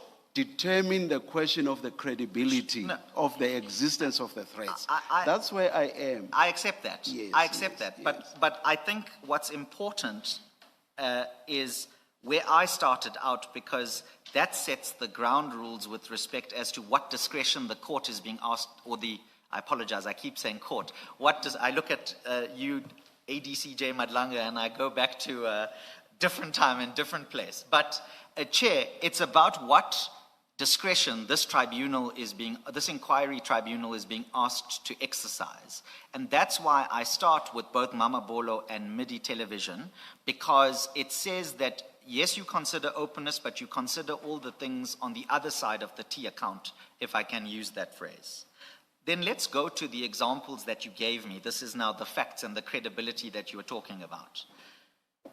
Those examples, from my understanding of what you have said, Chair, is that they were all anticipatory explanations for why in-camera hearings should be justified, because if I get your words wrong, Chair, please correct me, but you said something to the effect that those witnesses who asked for in-camera hearings gave cogent reasons for us to understand who would have threatened them or where those threats could have come from in anticipation of asking for in-camera. Or even where they would come from.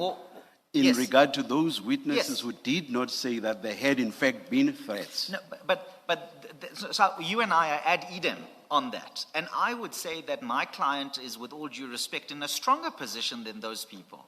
Because what my client says, or does, is he doesn't come to the commission on the basis of reasonable speculation about what threats I might face or where those threats may come from or who may be giving those threats. My client, by contrast, comes to the commission with real threats annexed to the affidavits and says, look at what I'm being subjected to.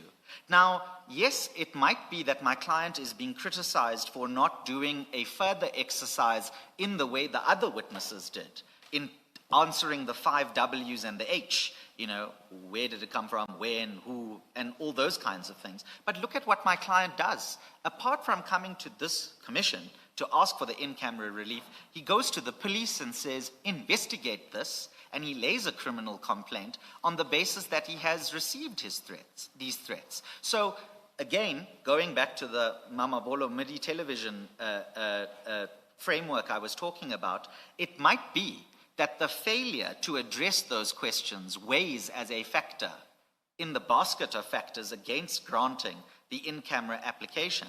But I would say, with all due respect, imposing that on my client and doing so in an adverse way in the balancing exercise is contradicted by the factual position that he's in. I'm still not at the balancing exercise. I'm still at the level of the facts and what would, where, put it this way, who would these threats possibly come from?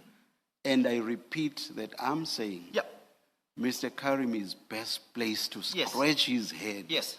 and come up with ideas as to who these threats might Yes. might come from. Yes. And I'm raising this because this is going on the 9th and 10th. This is going to be his testimony and his alone.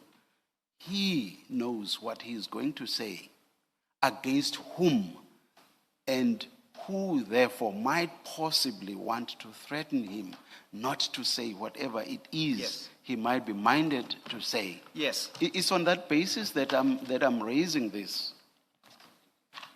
No, Let me just, I'm not saying I do not believe him.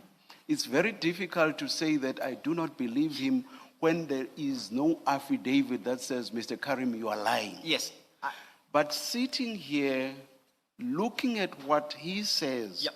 I want it to make sense to me. Yes. And I'm saying part of what would make it make sense to me Yes. is possibly who he thinks Yes. might threaten him. Yes. Do you understand No, where I'm coming we are from? we are at Eden. And this has nothing to do with the balancing exercise. I'm purely at the factual level. Yes. I mean, I think it does come to the balancing exercise, which is why I started there. However, I understand what you're putting to me, Chair. What you're saying is the sufficiency of explanation regarding the possible source of those threats is missing from the affidavit. And to the extent that that is missing from the affidavit, that may be something which, if you had, would have made your decision maybe easier, but now that you don't have it, makes it a complication for you in terms of how you apply your mind to the relief sought and the outcome. I understand us as being engaging on that sufficiency explanation, not whether the threats are credible or not credible. Am I? Your microphone is on. I know you are good at reading gestures. Yes. You do that at the Constitutional Court all the time, Yes. and even address the gestures in your argument. I'm not sure that I want to get there. That is, get there to the extent of saying, Okay. I'm 100% saying there's no issue with the credibility. I'm not there yet. Yes. I'm actually testing the credibility in wanting to find out who could possibly Yes. have threatened Yes. Mr. Yes. I'm quite mindful that we are dealing with an application that's on affidavit. Yes. And, I don't even think we get to plus and evens here because Yes. there's nothing countering Yes. or seeking to counter. I realize all of that. But it does not mean that we cannot engage at the level of, is this something credible just on its face? That's where I am. And as part of that engagement, I want to know who Mr. Carrim thinks may possibly be threatening him. Well, I can't give evidence from the bar, and I'm not going to give a version on behalf of my client, whatever he might have told me in consultation. I don't know what you're showing me. In consultation. So I now, in front of you, I can't give you that explanation. What I can accept is that that explanation, in the way that the chair is putting it to me, is something that should have been there or might have been preferable if it was there, and I accept that it's not there. And what I am saying to you, Chair, is that even in the absence of those particular averments being made, that does not on its own undermine the credibility of the threats as they are evidenced on the papers, and as you yourself, Chair, have said to me, no one says in response to those threats, explained as they may be, Mr. Carrim, you are a liar, Mr. Carrim, these are invented, Mr. Carrim, you're just wasting our time because this is a gimmick from you. So what I'm saying is I'm confronted with the position where the chair says to me, these questions might have been, or these issues, if they were addressed, might have been preferable.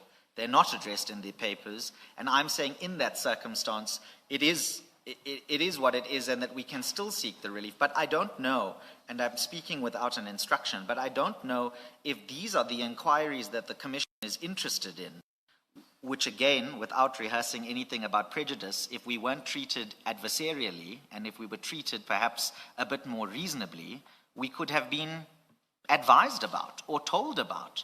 Because remember, we're also making the application on the strength of the Commission's rules, where these kinds of issues, yes, they might be raised by the chair, they might be relevant, but they're not specified in the rules. So my client is again caught between a rock and a hard place, where he looks at the rule, he does what he thinks the rule On says. that point about if perhaps an indication had been given, would a supplementary affidavit assist? I was just going to come to that, and I was going to say that's what I was going to say without an instruction.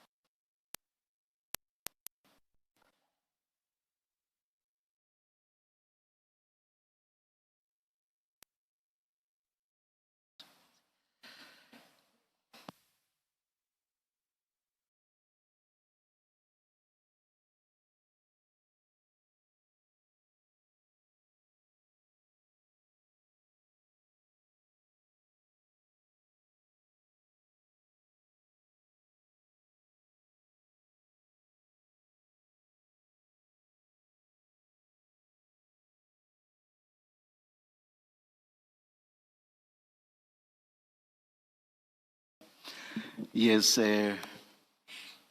Premhid. I was going to say, Chair, that that's what I was going to come to regarding a without instructions submission, was that given that position and where we are, a supplementary affidavit dealing with these issues pertinently may be relevant for the chair and the panel to consider. But of course, that might have consequences in terms of my learned friend, and obviously mindful of your judicial role, you will say to me, but now you're supplementing after you file the application and you're trying to remedy after the fact. I'm just tendering this as a practical or potential practical solution to the position we find ourselves in, which is if those are the kinds of questions that the commissioners are interested in, then my client should probably file a supplementary affidavit addressing those questions. The fact that I raised it does not necessarily mean that that will be granted. No, it's absolutely. something that will be considered. Yeah. Absolutely. But that's why I say you might punish me for not having that there at the beginning. So I'm expecting it on both grounds. I don't think we would be that strict. There's a whole lot of things that apply in court that do not apply here. For example, I agree, Chair. The nature of the evidence that we may admit here. Absolutely, But, all Chair. right, let me go on. You see, my difficulty, and which is why I'm engaging you on this, is this.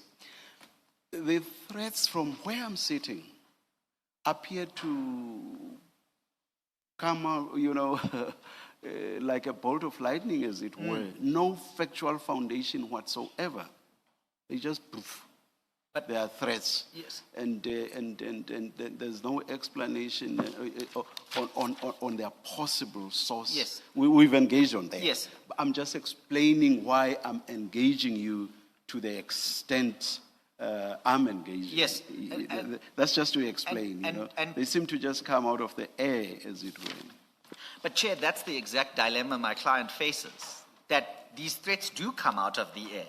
And that they're coming from numbers, and he says under oath. And something I forgot on the last point I made. There are witnesses who before us were under circumstances that are not comparable at all to Mr. Carrim's situation. Not comparable because they were in far more serious situations. Situations in terms of the testimony that they were to give and ultimately gave, possibly expose them to the risk of bodily harm and even death, by far.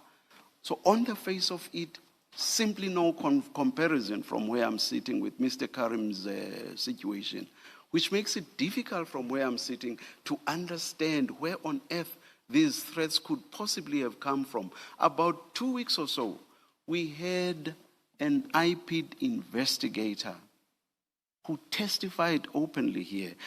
I know that the facts of one case cannot necessarily be used to determine another, but I'm just showing you this to try to make you understand why I have difficulties with threats that appear to come from nowhere in the sense of a proper grounding. That's where I am. That witness testified here, and she told us in graphic terms the risk that she was and continues to be exposed to. And she was brave enough to sit there and testify openly before us. So, as I say, I know at the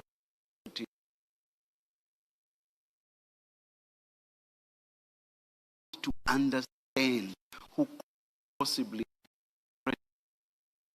who is, at least at face value, unless there's some explanation, does not appear to be in a risky situation at all. The risk that we see comes from the unexplained threats. Any response to that? Yes, thank you, Chair. May I just say that had my client, and I need to speak very carefully because there are things that have been said to me which are not in front of the Commission, and so, but we're coming pretty close to discussing that, so I just need to give that caveat, if I may. Had my client known, or reasonably known or suspected, one would have imagined him to say these things. And he not only says to you about the unknown numbers and doesn't give an explanation who those potentially might be under oath to the Commission, he gives an equivalent statement to the criminal case where he's opened a criminal complaint and said, this is all the information I have, here's the threats, please investigate because it's threatening me. Now, I don't want to be impertinent, but the police are hopefully not going to turn around to my client and say, no, sorry. We're not going to investigate these threats despite the objective evidence of these threats because you didn't do your own forensic exercise as to who it may be or what. I don't think the two are comparable. And, but please, yes. Okay, let me not gag you. The point I'm making is that even an imperfect complaint to the police can sustain investigation. Obviously, we are in a different here, but the point is it's the fact of those threats in the criminal scenario that would trigger a criminal investigation. It's the same facts and of the existence of those threats that are placed before the Commission by the witness who gives the fullest explanation. And the Alice in Wonderland world we're potentially heading towards is that my client will be refused relief on an insufficiency ground, potentially, but the same insufficient evidence in front of the criminal or the police might result in an actual criminal investigation. So, my is that the investment it's an exercise that he was supposed to do that is now coming back potentially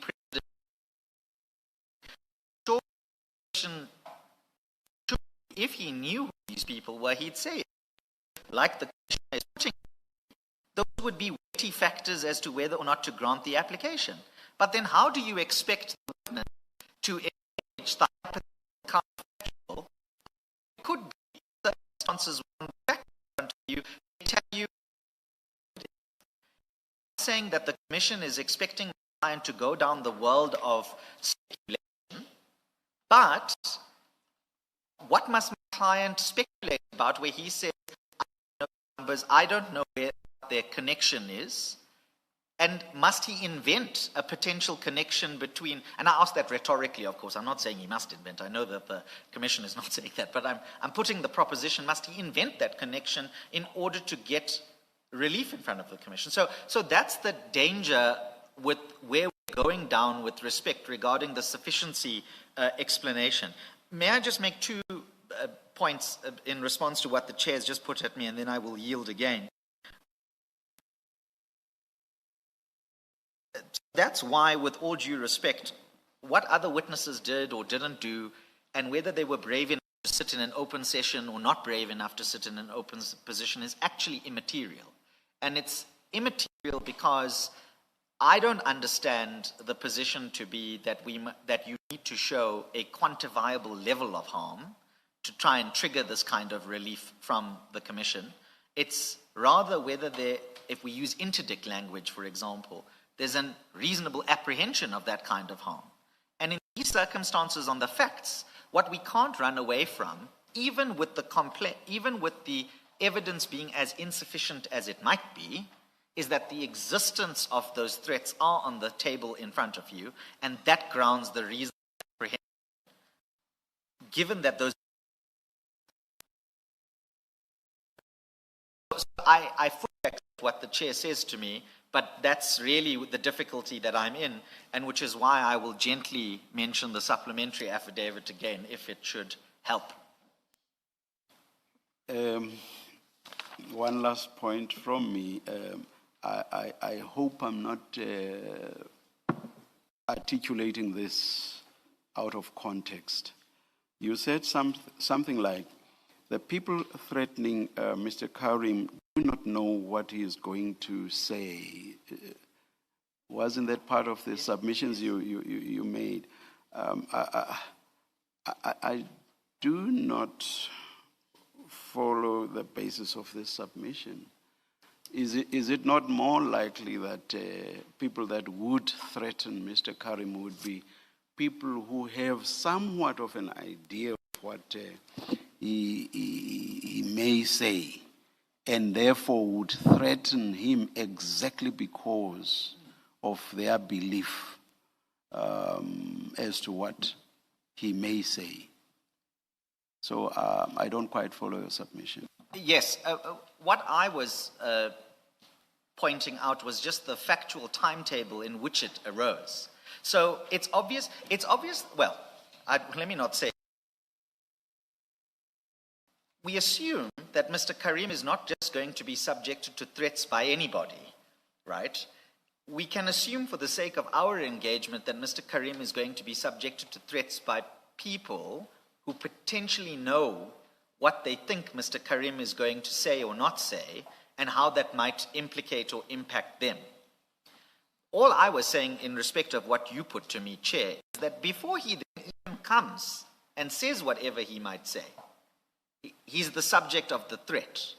So why I mention that is because it demonstrates, with all due respect, that whoever these people are, and whoever they may be, and whatever the connection they have to Mr. Carrim, direct or indirect as it is, are taking this kind of hostile attitude towards him, this kind of threatening posture towards him, which is a generic threat that's not premised on what you're going to say. It's your participation in the Commission at all is going to result in us coming after you in the way that we're threatening you to do so.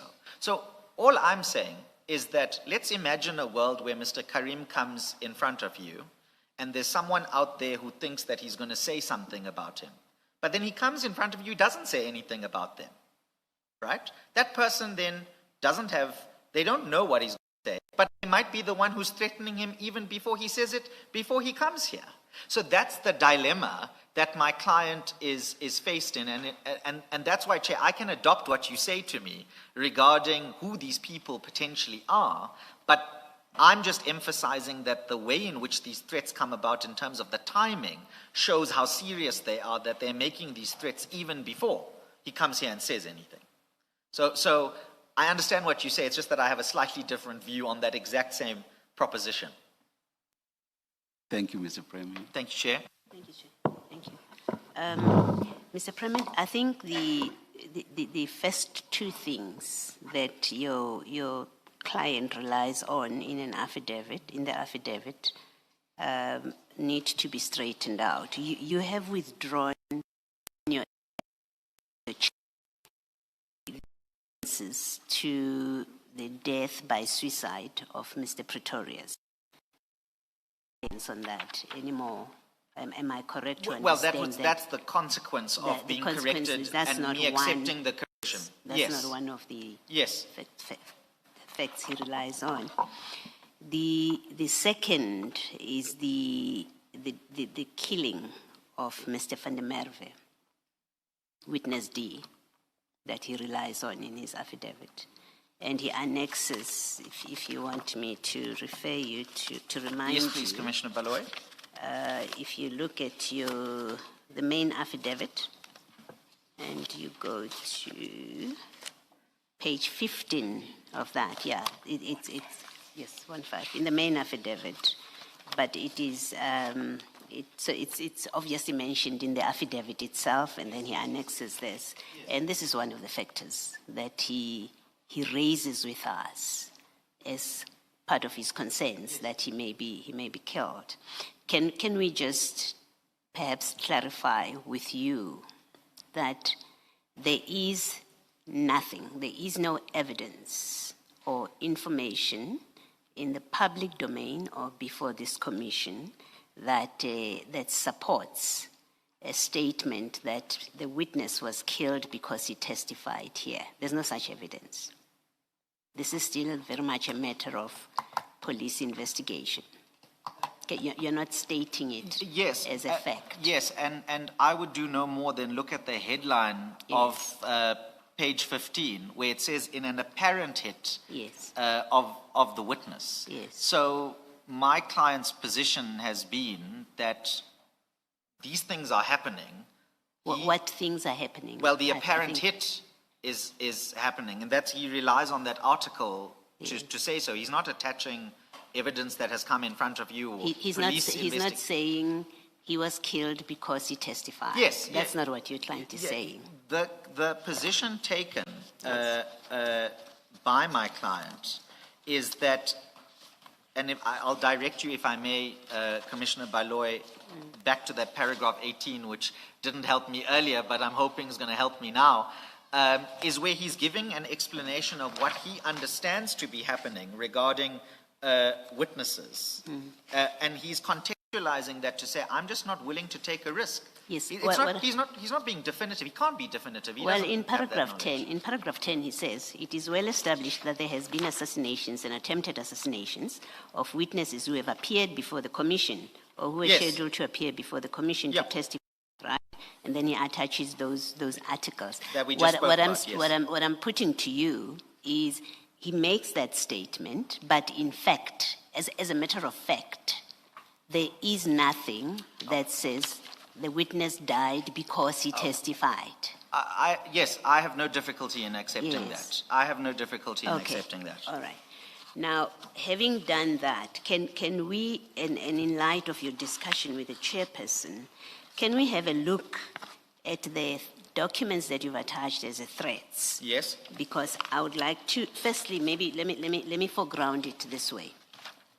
Your client is a businessman, right? That's what he tells us in his affidavit. Yes. He's a businessman. Your client tells us in his affidavit, at least in the annexures that we have here, he's a member of the ANC. Yes. Okay, so that's not in doubt. We've got those facts, right? Now, I look and please assist me to the extent that I may be misreading these annexures. Now, my reading of these annexures, except the last one that we will get to, none of these annexures, the first is at page 14. I'm there. there is absolutely no reference to his appearance before the commission. Yes. Previous appearance and anticipated appearance, right? Nothing about it makes that connection. Do you accept that? Subject to the caveat that factually, yes, I accept it, but my submission in respect of this annexure is that the timing of it is suspicious, alternatively convenient, given when it comes. So factually, does it mention the commission? No, it doesn't. But in context, the submission is that it's related, inextricably related, to his appearance here and the evidence here. When he first appeared. Yes, yes, that's right. And this would have been, he would have received it, if he did, he would have received it after the court application. No, because if you look at the page 14, it says doesn't have a Sunday. date, yes. And I think the Sunday that's referring to is Sunday, the 8th of February. And the application was issued when? The application was the High heard Court. that Tuesday, I think that was the 3rd, and then we were in front of you and the order came out on the 5th, and then we were in front of you on the 6th. Okay. So the application was in the preceding week before he appeared before us. It was in the same week. It was heard and determined in the same week. The chronology I'm trying to clarify is an application was issued. Yes. The agent application was issued. Yes. And you were heard Yes. before he came before us. Yes, 3 days before. Okay. And so this is issued only after he's appeared before us. Yes. And in the court application, he does mention that he's going to be appearing before us, but he doesn't get a threat. In the period between the court application and his appearance Yes. before us, there's no threat received. No, there are none. Okay. So we've cleared that page 14 doesn't make any reference to his appearance before us, right? But may I say something Yes, in you response to that? Isn't that ironic? Because when he is in the urgent application, and the possible outcome of the urgent application is maybe he doesn't have to testify, given what the skirmish was at that moment in time, there is no issue. There is no threat issued.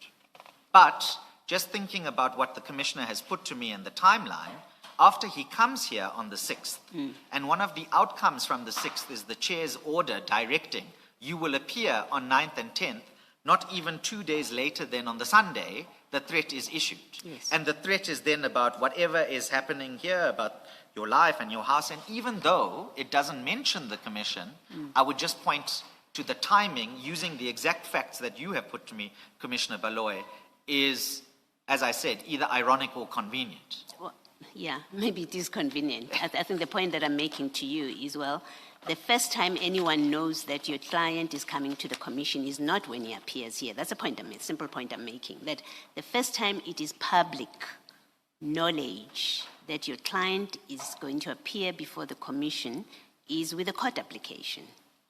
That's the simple point I'm making. Yes. That's the simple point I'm making. As a matter of fact. Yes. Yes.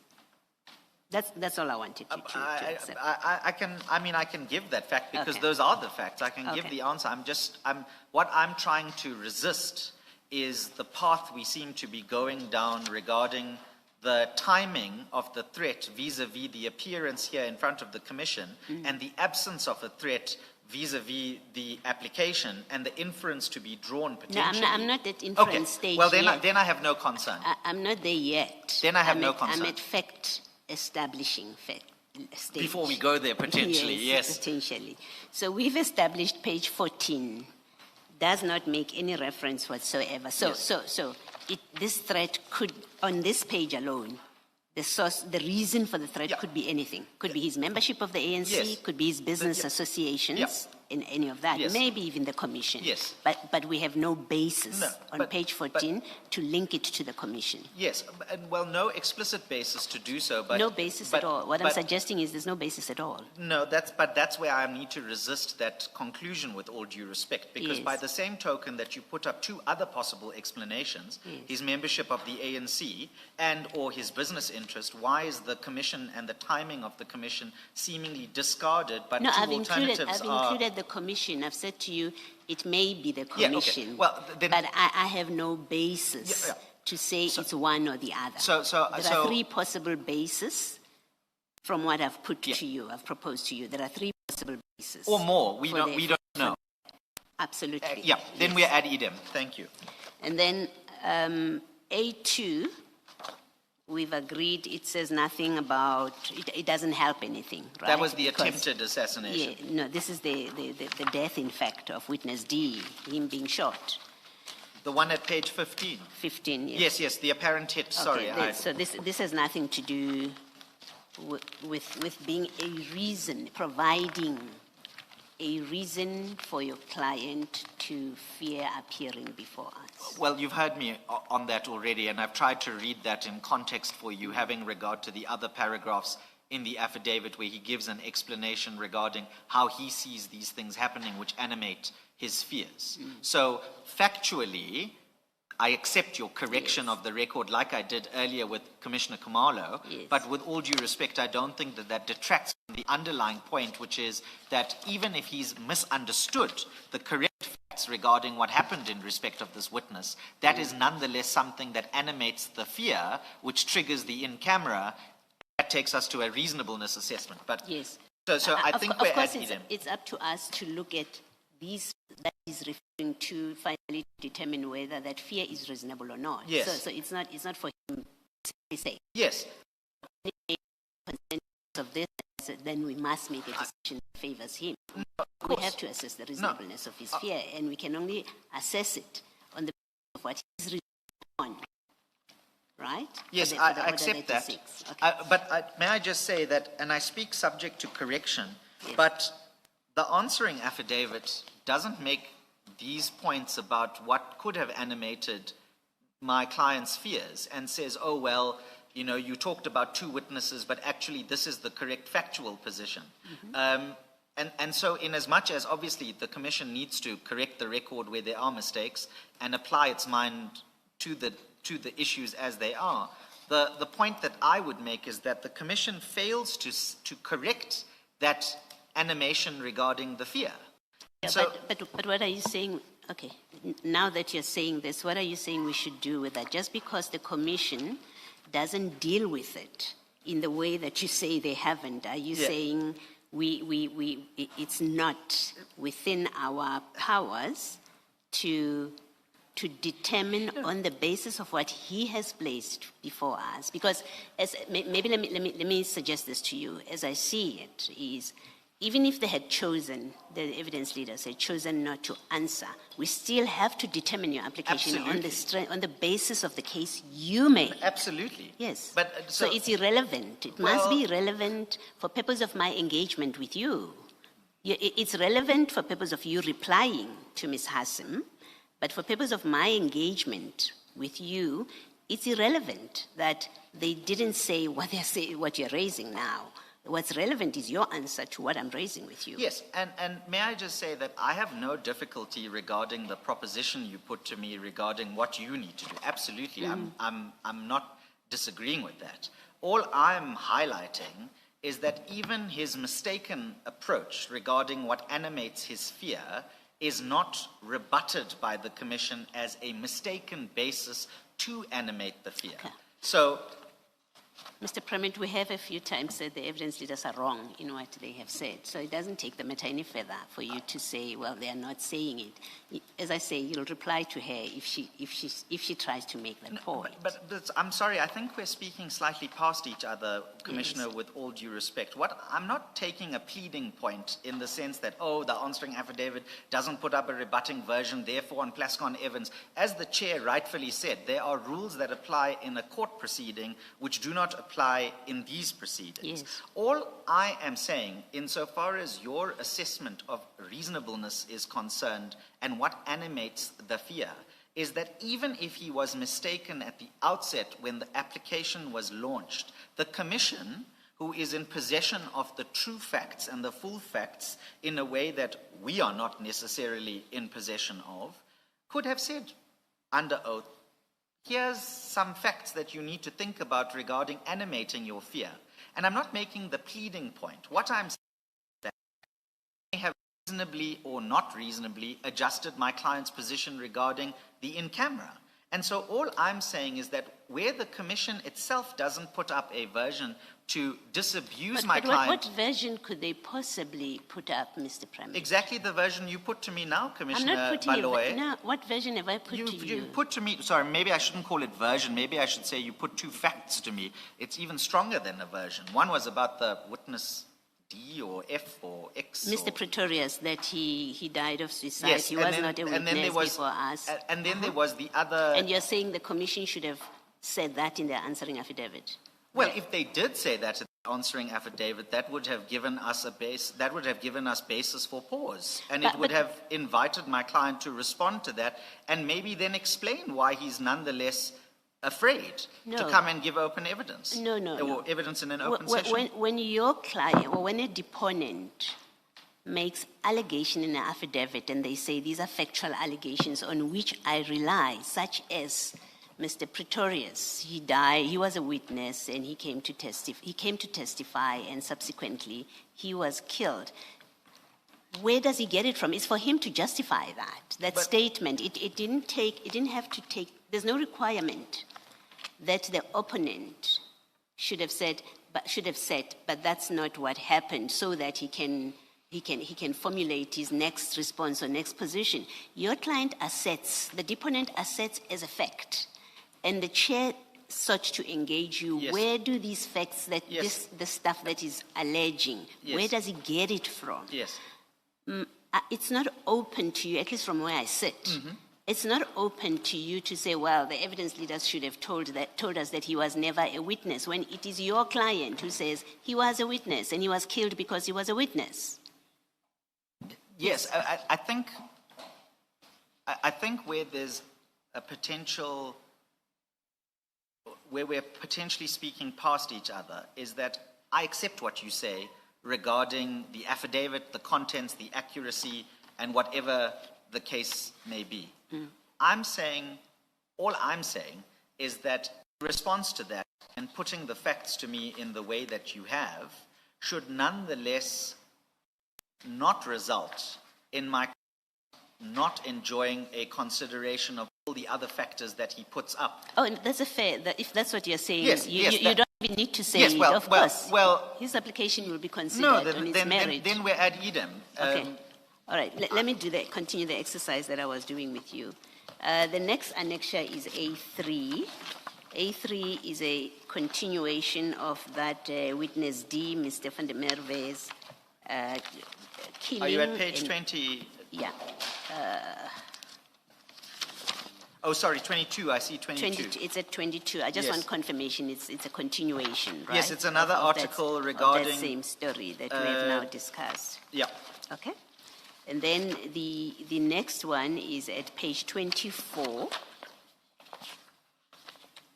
Okay. I apologize. Yes, Commissioner? All right.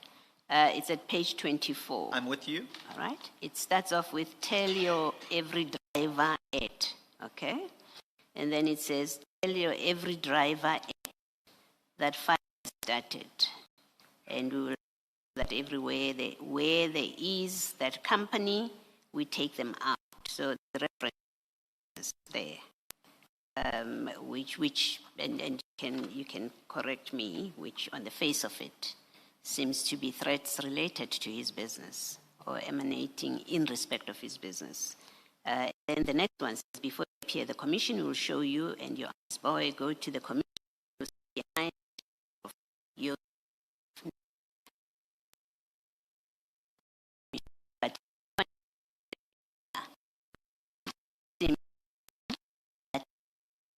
the threat relates to the affairs.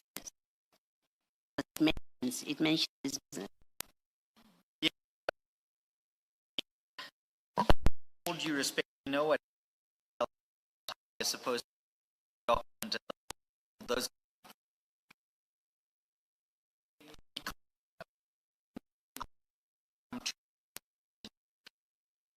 The business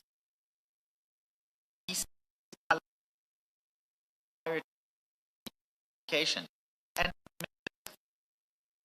is even if we assume I assume in your construction of the message that the first two messages are aimed at businesses, what does it matter in circumstances where the subsequent two messages, which don't mention the businesses, sure, are saying, go to Madlanga and see what happens to you? Yeah. So I don't know whether, and So they will go to Madlanga and we will show you and your ice boy. So the ice boy surely has nothing to do with coming to the commission, because we are not calling anyone that's referred to as ice boy. well, that depends on, that depends whether someone you have called is or isn't an ice boy, depending on what your final report says. I mean, I don't know. I'm not going to speculate, but I think with all due respect, this is the difficulty I'm having with the interpretive exercise, is that we're picking out parts of the message. No, I'm not. and- I'm actually saying in context. Yes. I'll do exactly what you say. Then we I are apologize. required It to might be do, me who's and I'm picking saying apart. in context,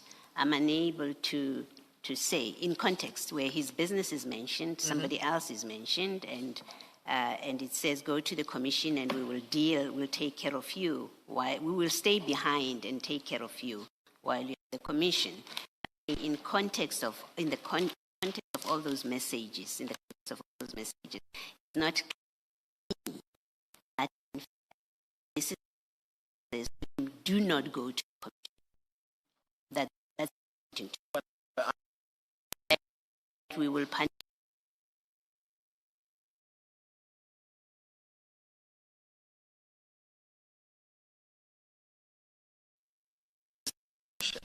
We will show you and your ice boy.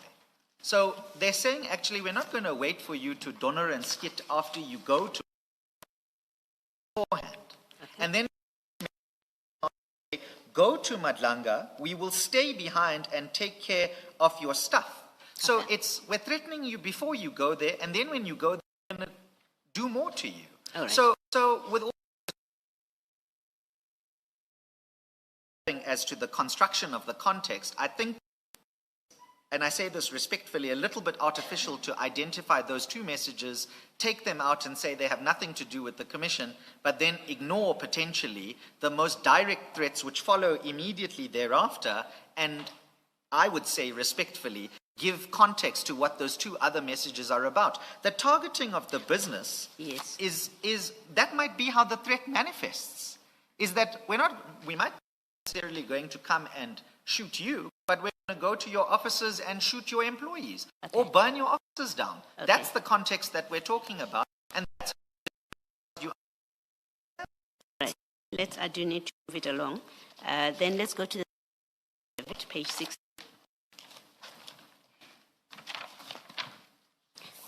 And why do you say that has to do with the commission? We've got people who say, I can't quite see, and it's really more I say. The witness that he, why do you say that has to do with him appearing before the commission? Sorry, I'm. Page Just would you give me a moment? Yeah. Page 60, supplementary. And then there are 53 paragraphs. Thank you, Commissioner. And again, it's a message sent to his business manager. But your paragraph, it's operation manager. To his business manager, and that's what he said.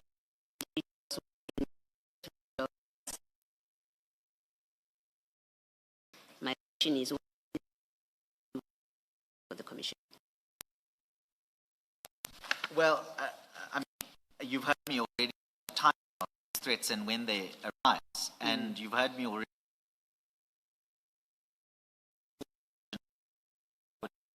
say about the presence of the threats after the first appearance of February, and the particular slogan.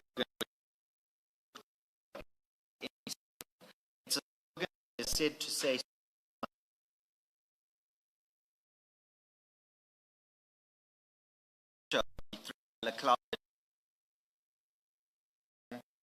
No, I can make out the left hand side who's got his head bowed down. If you look at the square on his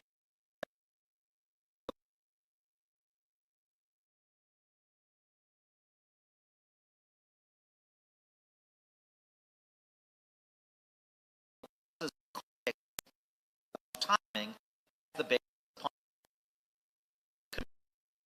doesn't obviously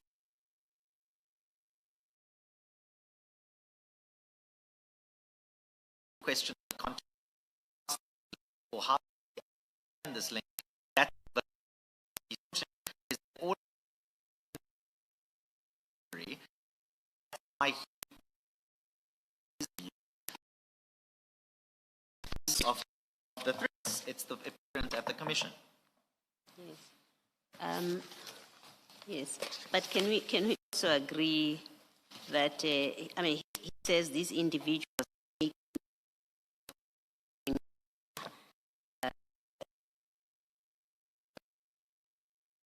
what do you consider there in that picture as A1?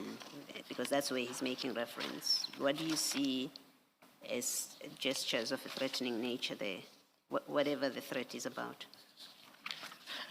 I mean, I'm not going to give evidence. I'm not being facetious. I'm not suggesting that either.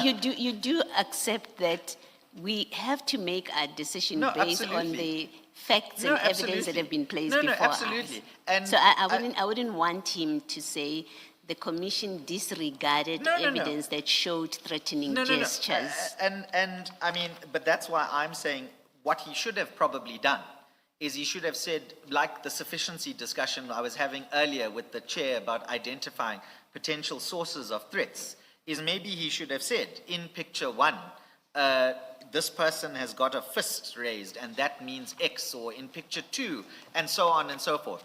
That explanation is not there, and that is what it is on the papers. I'm not going to give an assessment of what is threatening or what is not threatening. That's not my role to play here in front of you. So I can accept that there's an absence perhaps or a disconnect between what's stated in the affidavit and what you've got in the pictures and what the commissioner is reasonably putting to me. Yes.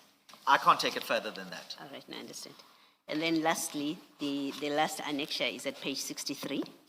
I'm with you. He says, you're taking chances, we're after you, we're gonna ban your place, you can run but can't hide, bro, we'll make sure we deal heavily, by your family. On the face of it, again, on the face of it, there's no link to the commission, on the face of it. You've heard me already, subject to that same caveat. Yes, I know. Then of course, I must accept that. Okay, all right. I noticed that Commissioner Baloyi did not read the middle text. I'm a lady. Exactly as it is. I'm a lady. I hope that's not an invitation from Commissioner Baloyi for me to read it out and not be a lady. But let's just say that the threats, such as they are, use rather colorful and robust language that we as members of the noble profession might not be used to saying in open court, but potentially about each other behind each other's backs. I'm not certain. But yes, but I would say the use of these words are indicative of a context. The use of the language and the threats as they are being made are indicative of a context. Admittedly, Commissioner Baloyi, your position is that absent the direct link to the Commission, you are in doubt about that context, and my response to you is to say, well, read it chronologically, what happens from the 6th, and that's how you understand the context. That's how I would put it. Maybe lastly from me then, we've seen his statement on the main statement. The main statement yes. to the commission. Is it irrelevant to our determination of this application that if we form the view, maybe let me formulate it differently as an if question. If our view of the statement is that it doesn't implicate anyone, if that is our view of that statement, and so we have no expectation that when he comes to testify, he will implicate anybody. We don't have that expectation. If we didn't have that expectation, because his statement, we form a particular view about it. Is that irrelevant to our consideration of this application? No, it is relevant. Like I was debating with the chair earlier, it's relevant in the basket of factors. What weight you attribute to that might sway it one way, or you might say it's insufficient weight and it sways it the other way. So it's not irrelevant. it is relevant, but it's not the sole determiner of the application for in-camera on the merits. So I accept that. Thank you. Thank you, Mr. Commissioner Premhid. Baloyi. Thank you. Mr. Premhid, I'm going to be brief. I think you've accepted that prayer 3 and 4 have to be modified. In their current form, there's a problem. Absolutely. Yes. And in prayer 3, you accept that your client is coming to testify next week. Yes, absolutely. Unless you decide otherwise, No. he's going to be here. No, not here. We're not there yet. He's coming to testify, not here yet. You know, in principle, then I fully accept that he's Unless going you to be abandon giving your evidence next application. week. No, I accept that. I Yes. accept that. So whoever is threatening him then knows that he's coming to testify Yeah. because your application says he's going to the commission. No, sure. And I mean, they would have known that from the very least at the 6th of February when the order was read out on the record and the dates were specified. Yes. So, yes. And all the WhatsApp texts that Commissioner Baloyi has taken you to relate to him, or at least some of them, to him coming to testify at the commission, correct? Yes. I mean, Commissioner Baloyi and I disagree about seemingly disagree about whether the ones that don't are linked to the commission or not. But in my construction of those messages, in his version, that is exactly the point. And his identity is already known. I mean, his face is all over Yes. the media. Yes. He was here the other day, I think it was the 6th, so everybody saw him. Yes. Now, here is my problem. Accepting that those are the facts, what then justifies his evidence being in camera? Well, I mean, I think that's if you approach it from the perspective of the horse has bolted, then there's no answer to that. No, because here is the threat. The threat is they don't want him to go to the commission. Yes. But he is coming to the commission. Yes. So that threat becomes irrelevant because he's coming anyway. I'm not sure you can say that it becomes irrelevant, because if they make good on the threat when he comes here to the commission, then that's indeed very relevant. What I'm trying to engage you on, Commissioner, with all due respect, is that that it might all be known and the date was already known might render the application from a strict legal sense moot if we were in front of the High Court. But we also know that the High Court has interests of justice jurisdiction to nonetheless grant relief, even potentially impractical relief, but nonetheless grant the relief where the interests of justice are satisfied. So it's not irrelevant, with all due respect. It is still relevant for determination, because even though on the facts it might be quote unquote moot, you're still, I would argue, you sitting as the commission, are still clothed with your interests of justice jurisdiction that might give you some, or that might result in you giving some or other order that my client may or may not benefit from on the facts. But That's the difficulty we're in. What does it achieve, him giving evidence in camera? I mean, you must look at this thing the other way. If people are threatening him because they are scared that when he comes to the commission, he's going to say things that may cause difficulties for them, it is even worse if he's giving evidence in camera, because now it means they know he's going to the commission. They know he's going to give evidence, but because they don't hear that, then he might have said something which actually causes them difficulty. But with all due respect, I think that's being a bit glib, and that's actually expecting my witness to take his hands into his, to take his life into his own hands, and to come and defy the people who are threatening him, to defy the commission by hurting him either before or after that evidence. I think it's a perhaps too strong a stance to take, to say to a witness who comes to you and says, I am concerned about my safety, I am concerned that I and my family and my businesses are going to be prejudiced and damaged and destroyed or killed in the way that these messages reference, and then for the response to be, well, come and say it all in the open light, in the, what is that famous phrase, that sunshine will disinfect all, malfeasance or whatever the case is, where his doing so is the very thing that may cause the harm to befall him. That's the point. Mr. Premhid, I said you must accept as a fact that the threats are there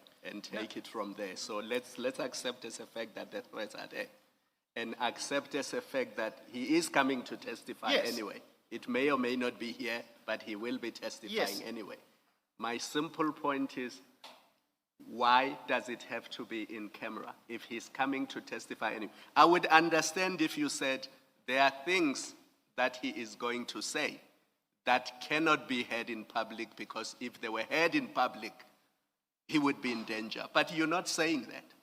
So I'm still at a loss as regards why his evidence needs to be in camera. Well, I've accepted that there are threats, but because he's going to give evidence anyway, and he's not going to tailor his evidence depending on whether it's in camera or not in camera, you did not make that case. That's why I'm still at a loss as regards why the evidence must be in camera, because I've accepted that there are threats, nobody disputes that, nobody says they are not credible. But because he's coming to testify anyway, I don't understand why evidence must be in camera, and I don't see it in the papers. I think, with all due respect, Commissioner Khumalo, I think I've given that response already, and I'm at risk of potentially repeating myself. But the top level notes that I'm going to give to you, so as to not be accused of failing to answer your question, is number one, it's the fact of the threats, which we say is a stronger factor that weighs more than what the Commissioner has put to me. Just stop there. They don't go away whether or not he testifies in camera or in person. And that was my point. Yes. Because the threats are already there. Yes. Whether he testifies in camera or in person, they don't go away. Yes. So my simple question is, why then must the evidence be in camera? But that leads me to the second point, which is what I was going to say, is that then takes the attitude from the Commission that he must come here and take his chances. And with all due respect, I think that's a pretty difficult position for my client to be in circumstances where he says to the Commission, I'm coming to you to prevent the possible threat from materializing.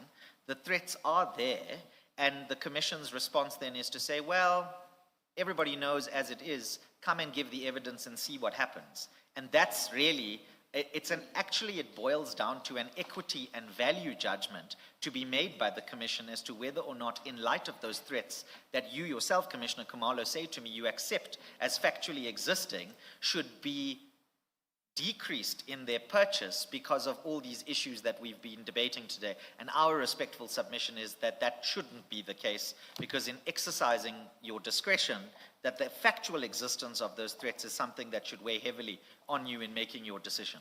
I'll accept that as your best answer. It's the third time's the charm.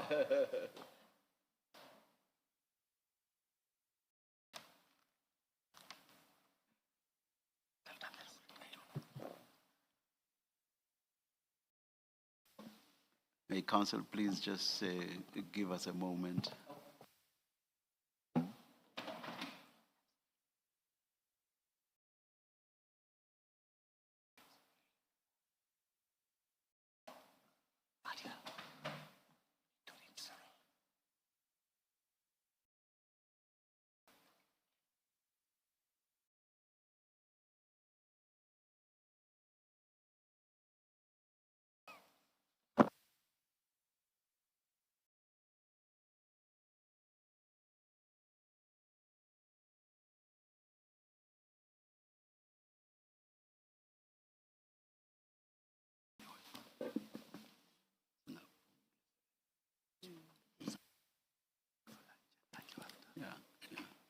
Ms. Hasim, do you want to start now, or is it not best perhaps to start when we come back after lunch at 2 p.m.? Chair, may I just consult with because there's another...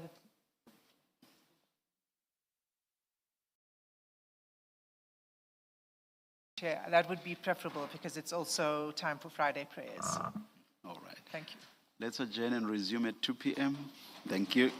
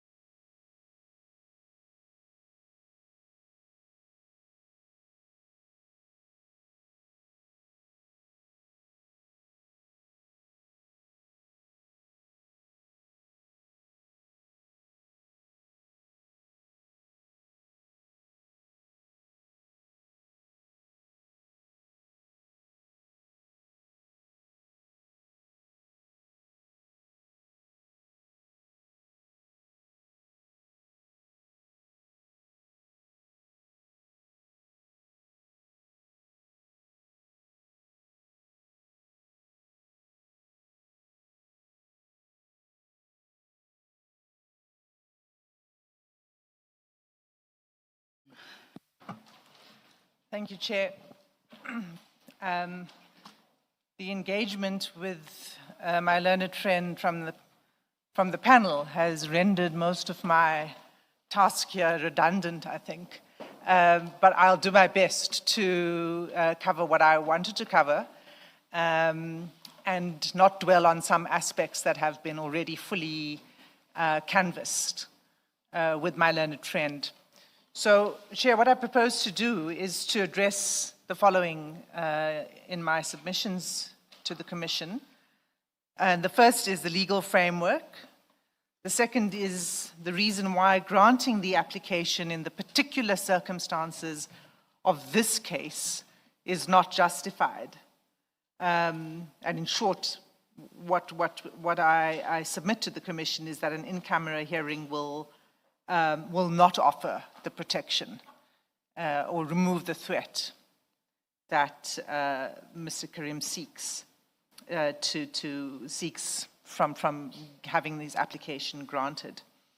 And the third is to propose an alternative course that may have better protection, perhaps, for Mr. Carrim than an in-camera application.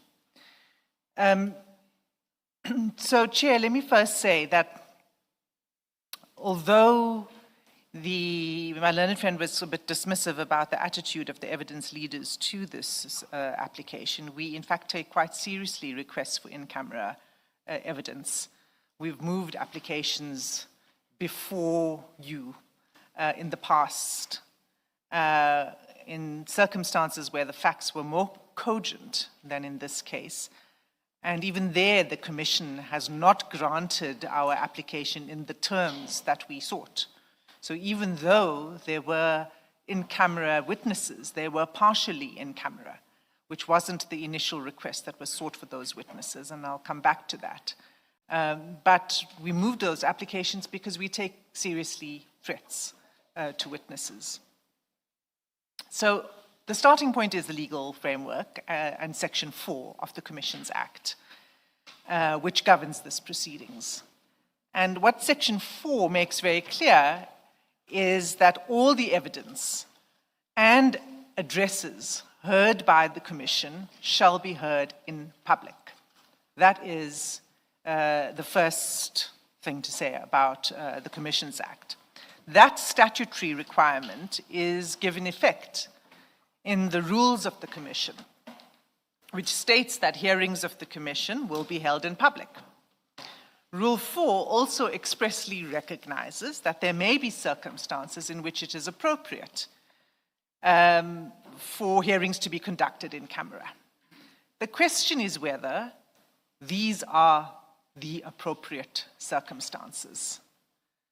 And according to Rule 9.2 of the rules of this Commission, that determination lies in the discretion of the Chair. My learned friend refers to a series of judgments, including what we call the Matlala judgment, SABC versus NDPP, and others. And the propositions there for when restrictions on openness is appropriate are well established. But they don't do the work for Mr. Carrim in this application.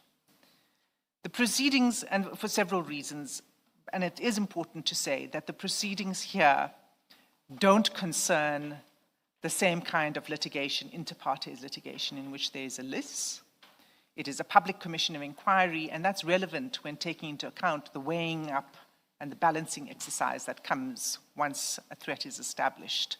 Because the purpose of a commission of inquiry is not only to investigate and to fact find. It serves an important additional purpose, and that is of public accountability in a matter of high public interest. And for that proposition, Commissioners, I'll cite two authorities. The first is the Minister of Police versus the Premier of the Western Cape, and that's to be found at 2014, Volume 1, South African Law Reports, page 1, judgment of the Constitutional Court, and the specific paragraph that establishes this is paragraph 45. It developed the SARFU judgment, and it emphasized that a commission's role is not exhausted by merely advising the executive or the president in this case, but that in addition to doing that, a commission may serve, and in the language of that judgment, a deeper public purpose, especially in times of widespread public disquiet. The second authority is the case of Secretary of the Judicial Commission of Inquiry into Allegations of State Capture versus Zuma. And that's to be found in the South African Law Reports 2021, Volume 5, Page 1, Constitutional Court Judgment, at paragraph 5 in particular, where there, what the court said, again, is that in addition to the advisory and recommendation and policy advising function of a commission, it also serves a purpose of having a public inquiry in respect of matters of high public concern. And the court said the purpose of a public hearing there is to restore public confidence in the institution in which the matter that caused concern arose, which is very similar to what this commission is dealing with. The objective, said the court, is to reveal the truth to the public pertaining to the matter that gives rise to the public concern. So that context in which this commission sits is important in assessing whether appropriate circumstances prevail that justify the granting of the application that's brought today. Against that backdrop, that legal framework, let me say then that the facts here don't warrant an in-camera application. The applicant brings the application on the basis that he fears for his safety. In fact, he goes further than that. He talks about the safety of more than 1,500 employees. He says, if he testifies in public, that's the risk. He's also referred, apart from the threats that he's received, he refers to the backdrop of 2 witnesses, but we've now covered that extensively this morning, and it was 1 witness that was killed. The second, Mr. Pretorius, was not a witness before this commission. And of course, the investigation is still ongoing as to the circumstances of the assassination of witness D.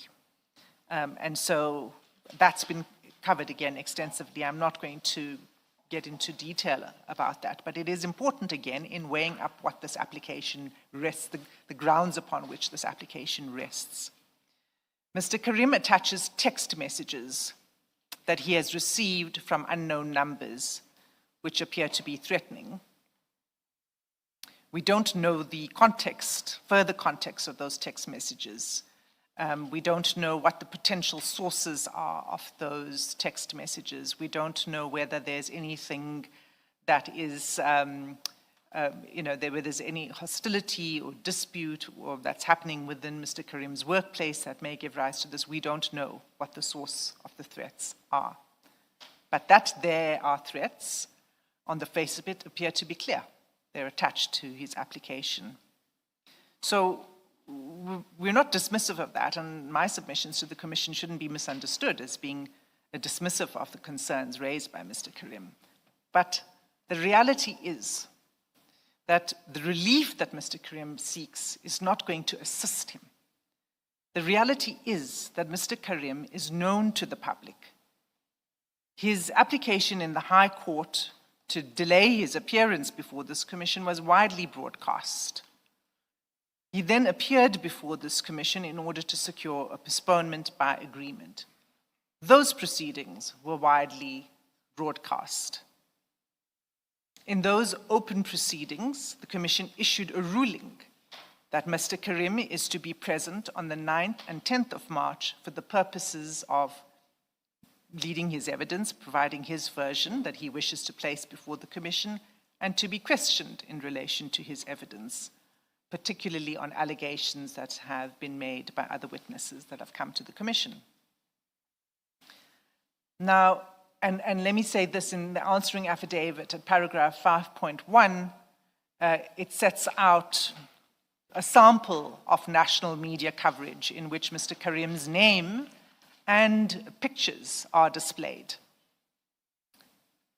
And that's in relation to the High Court application. In paragraph 5.2 of the answering affidavit, there are examples of widespread coverage that Mr. Carrim will be testifying on 9 and 10 March, and those examples include visual images of Mr. Carrim's face.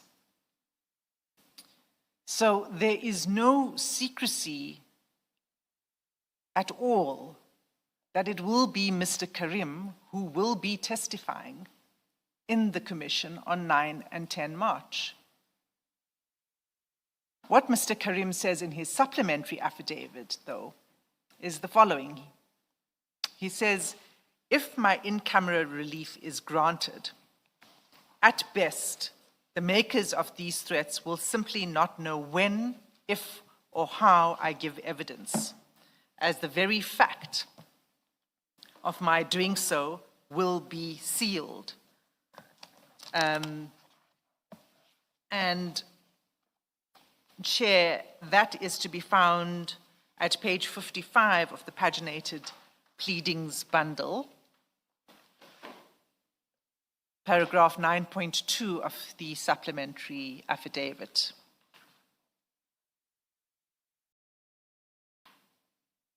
Roughly halfway down that paragraph.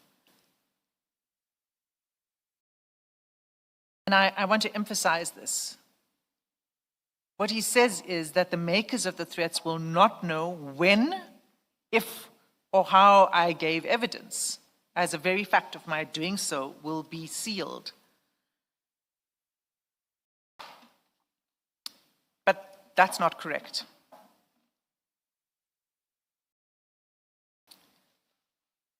First of all, it is known. It is known when he will be testifying, and it's known widely as we've set out in the answering affidavit. Second, Mr. Carrim accepts in his notice of motion that he will testify, and as my learned friend has said earlier this morning, it's accepted that he will testify 9 and 10 March. And so in the notice of motion, the paragraph 3, what paragraph 3 requires is just that the hearing is held in camera on those days. Third, it's not at all a given that that in-camera hearing or that closed session will protect the witness.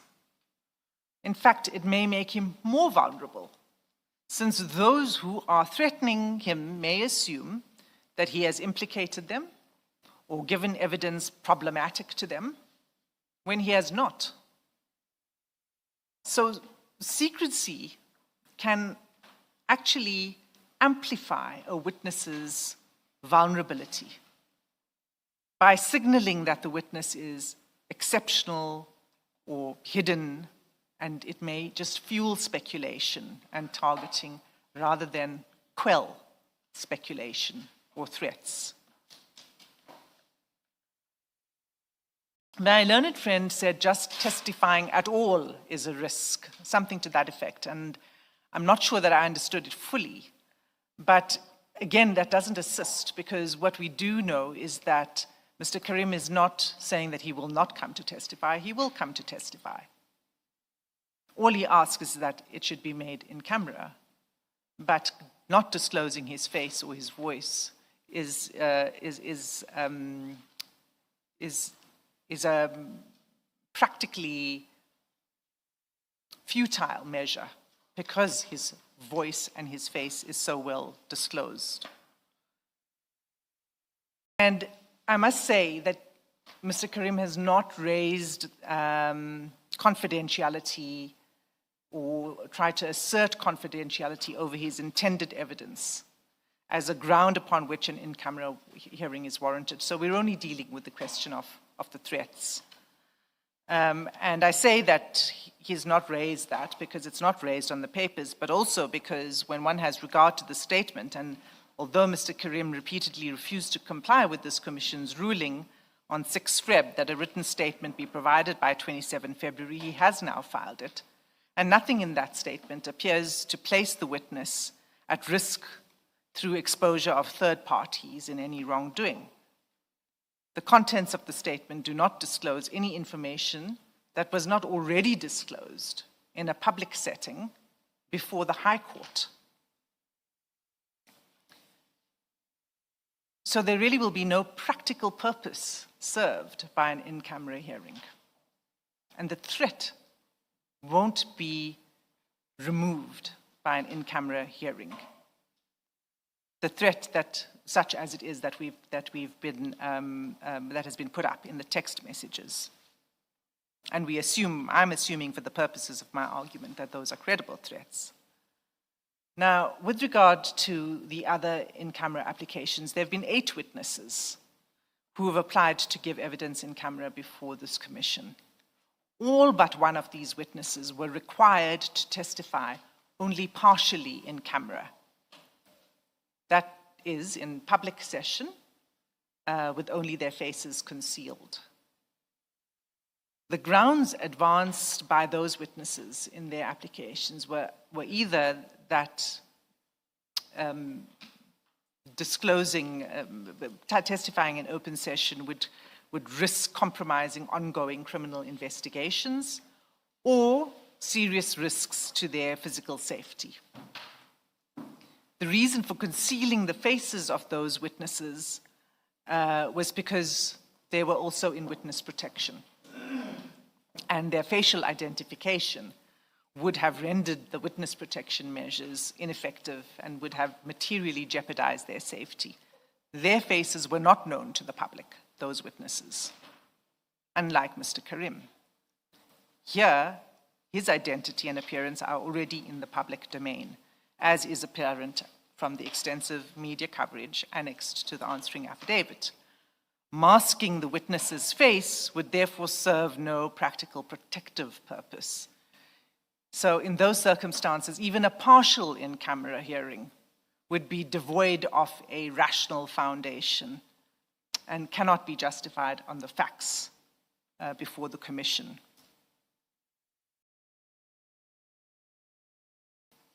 So in these circumstances, Chair, in the circumstances of the already public litigation that took place before coming to the commission, and then the public appearance before this commission on the 6th of February, one is hard-pressed to understand how another 2 days of public process will increase the risk to the witness.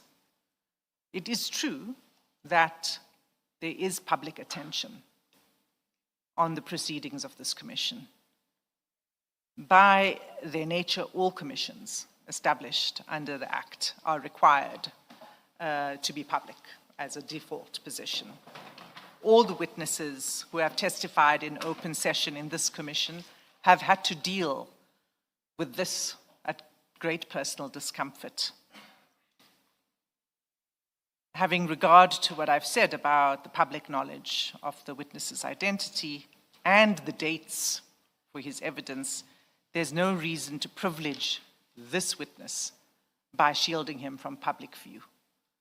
And there's been no argument that can be sustained on the founding affidavit or the supplementary affidavit before the commission that the in-camera hearing would provide protection. As I said, I think it may have be counterproductive as far as safety goes. I noted my learned friend, because this point was raised by Commissioner Khumalo about whether it wouldn't be counterproductive. And my learned friend said that might be a glib answer. And first of all, it's not. It's just a practical reality. And it's a practical reality that Mr. Carrim has difficulty overcoming.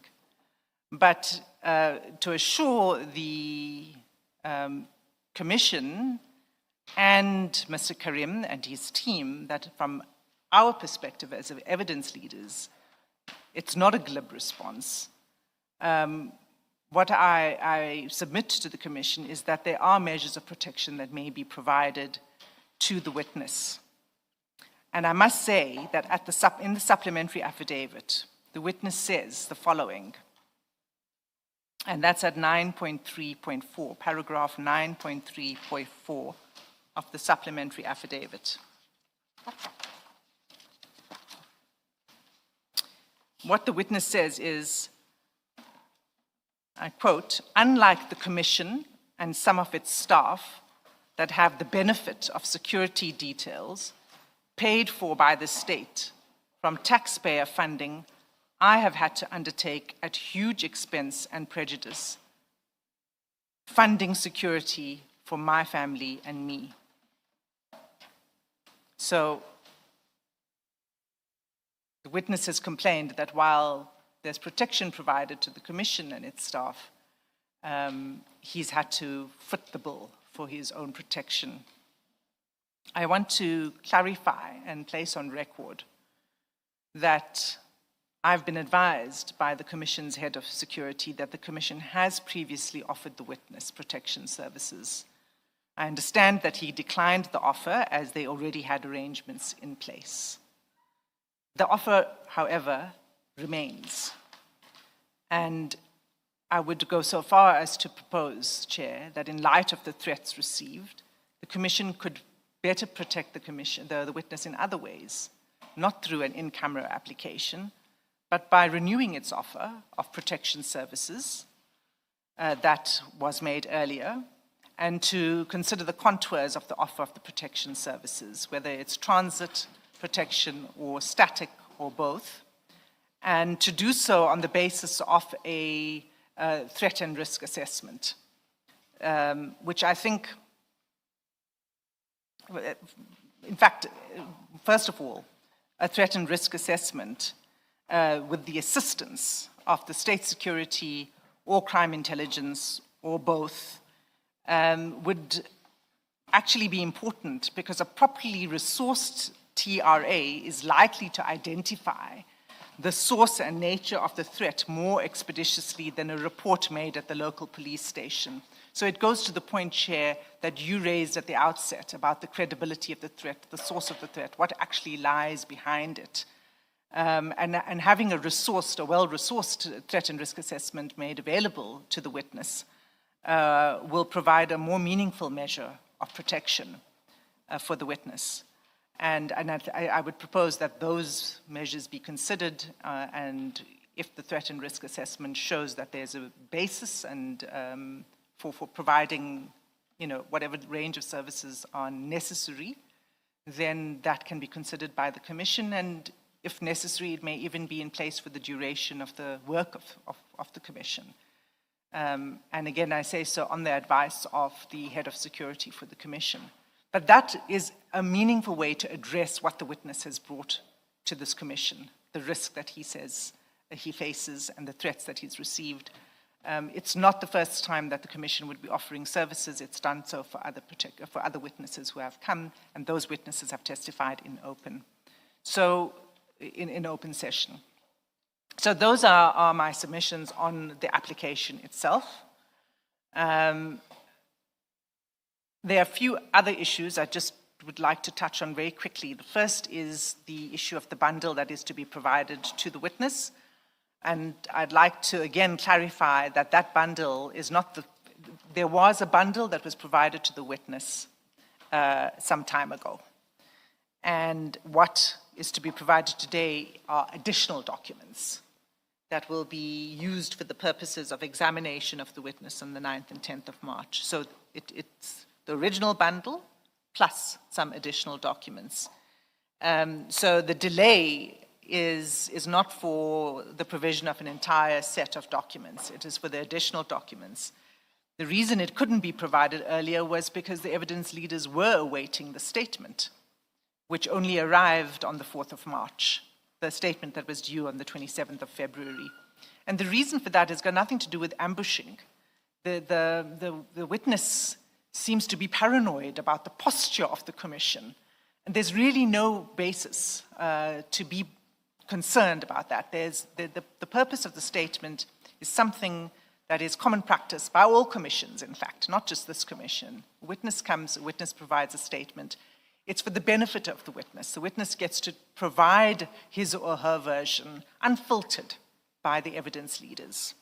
That was why it was important to get the statement. And of course, if the witness were to say he didn't wish not to provide a statement in the end, well, there's nothing much that the commission could do about that, but the cross-examination would continue in the absence then of a version in writing by the witness. So the second thing is what it does is it allows the issues to crystallize, to understand what is actually in dispute and not in dispute, what are the things we need to cover with the witness. You are left, only upon receiving... you are left with 5 minutes. Thank you, Chair. I'll be done in 4. And so it was necessary to receive that so that we could crystallize the issues and know what documents needed to be added to this bundle. It will be provided today. The second is on the answering affidavit.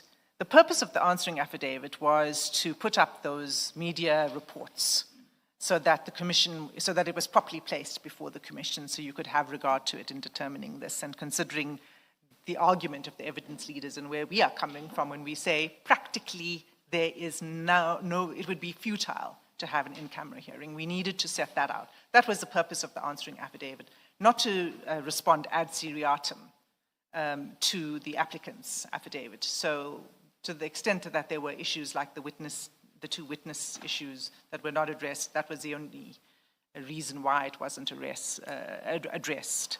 Again, we're not in adversarial mode here with the witness. We just wanted to make the evidence of the extensive media coverage available to the commission properly.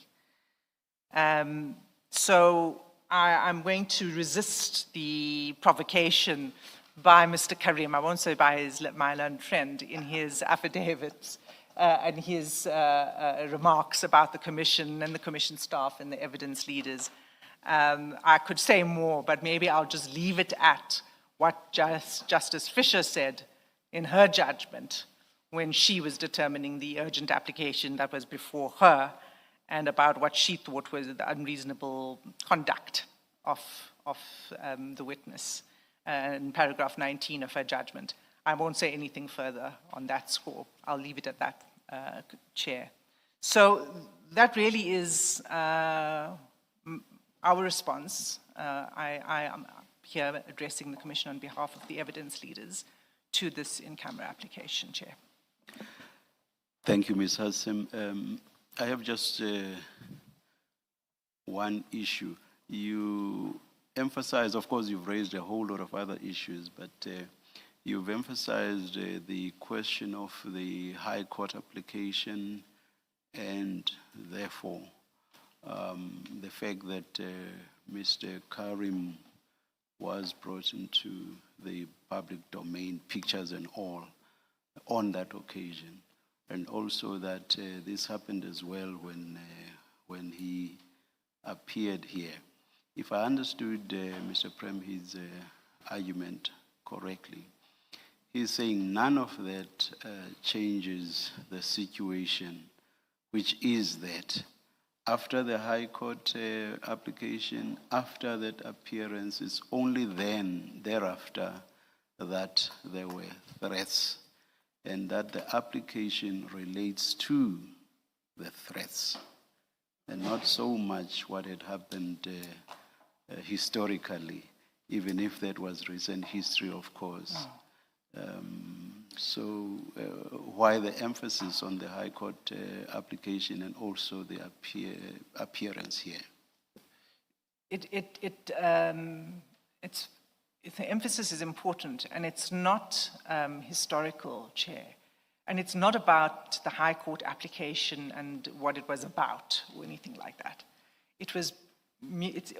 What is important is that as a result of the application and the public appearances that the witness has already been involved in, whether High Court or here, his identity is known.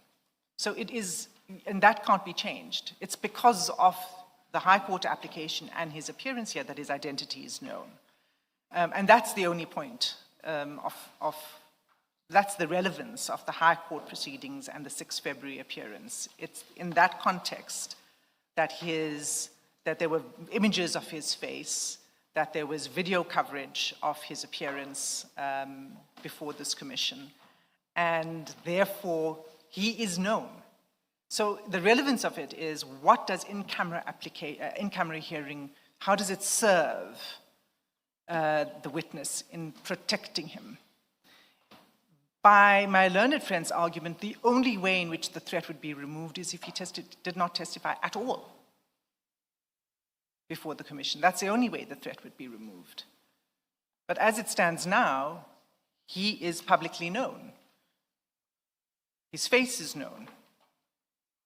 It's known that he's going to be here on Monday and Tuesday.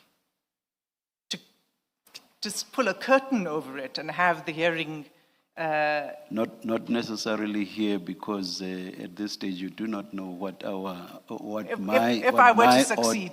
order or direction will be. Fair enough. Fair enough. I'm saying if it were to be in open session, it would be, the dates are known. And so the identity and the revelation of the identity of the witness around that time, the High Court application and appearing here, has made the in-camera application redundant. That's really the only point of referring to those. Thank you, Ms. Hassim. Isn't a further factor that it's known that he's going to testify already from the date that he filed his application in the High Court, and when he appeared here and a date was given, so the world, whoever's making those threats, knows that he's been ordered to come and testify on Monday and Tuesday, the 9th and the 10th, and the application as it stands now, it doesn't ask that he does not testify on the 9th and the 10th. It doesn't. So the assumption has to be, or the prevailing position as matters stand, is that he will testify on the 9th and the 10th. So whoever he's afraid of knows that he is testifying. He's not being excused. You want to say something about that? Commissioner Broy, that really is it. It's a practical point, really. And it's why I referred to that paragraph 9.2 of the supplementary affidavit, because what the witness says is that the makers of the threats will not know when, if, or how I give evidence. That's just not true. The makers of the threats will know when, if, and how Mr. Carrim will be giving evidence. Thank you. We'll hear what Mr. Premhid says about that. Just maybe 1.5 points from me. For the purposes of this application, we should accept that the threats are credible, because there's no suggestion that they are not. You agree? All my submissions are on the basis of accepting that the threats are credible. So we must start from the premise that there are threats.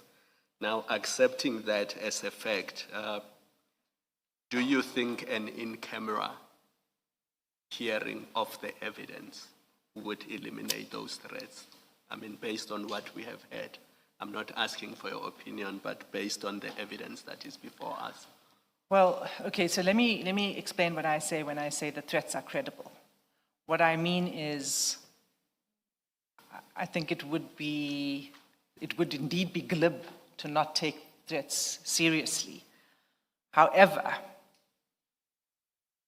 there is an issue of insufficiency of the evidence.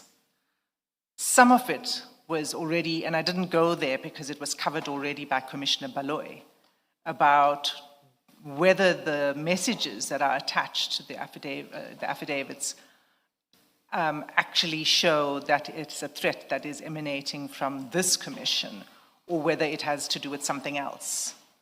And I've heard my learned friend say, well, you've got to see it in the context of when the threats were made.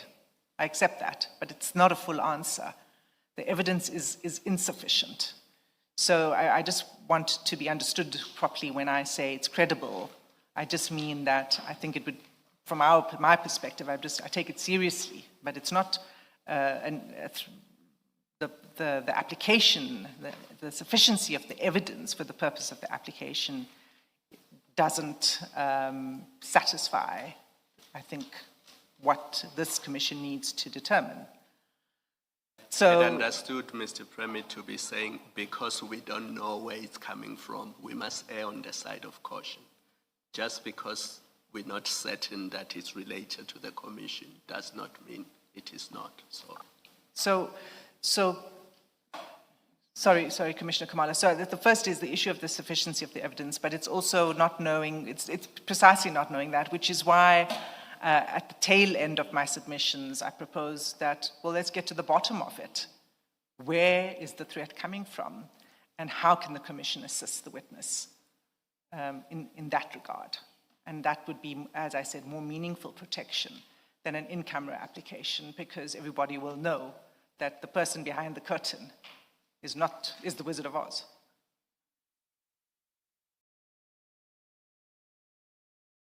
Thank you, Ms. Hassim. Mr. Premhid? Yes, thank you, Chair. Just a minute. Oh, apologies.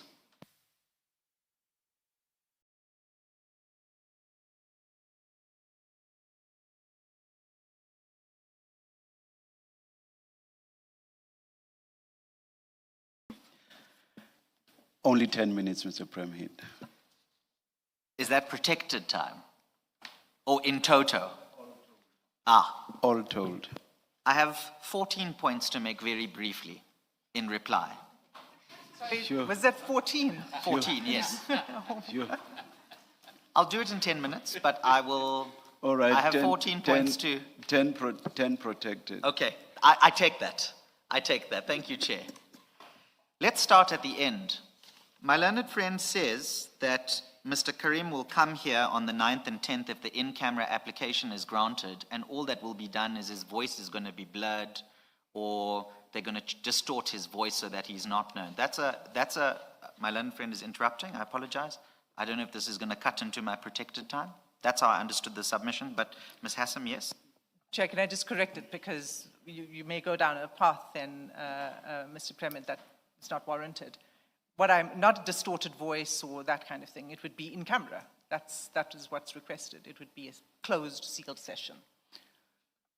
Yes, but the specifics of that request are set out at pages 11 and 12 of the founding affidavit, where at paragraph 23, the witness says, it appears that the individuals are tracking my movements and will be monitoring whether I attend at the Commission's current premises. In this regard, I request that my evidence be led in camera and virtually, alternatively, at an undisclosed location. And then at paragraph 25, it goes on to talk about the purpose of moving the application in the context of being monitored. So actually, the presentation that the in-camera relief is simply to come here in secret on the 9th and the 10th, properly construed is not that at all. It's about getting appropriate directions from the Commission for alternative accommodations that will give the protection of an in-camera session in the way that my learned friend has said, if we come here on the 9th and the 10th, it won't be. So I agree with my learned friend's submission in that regard.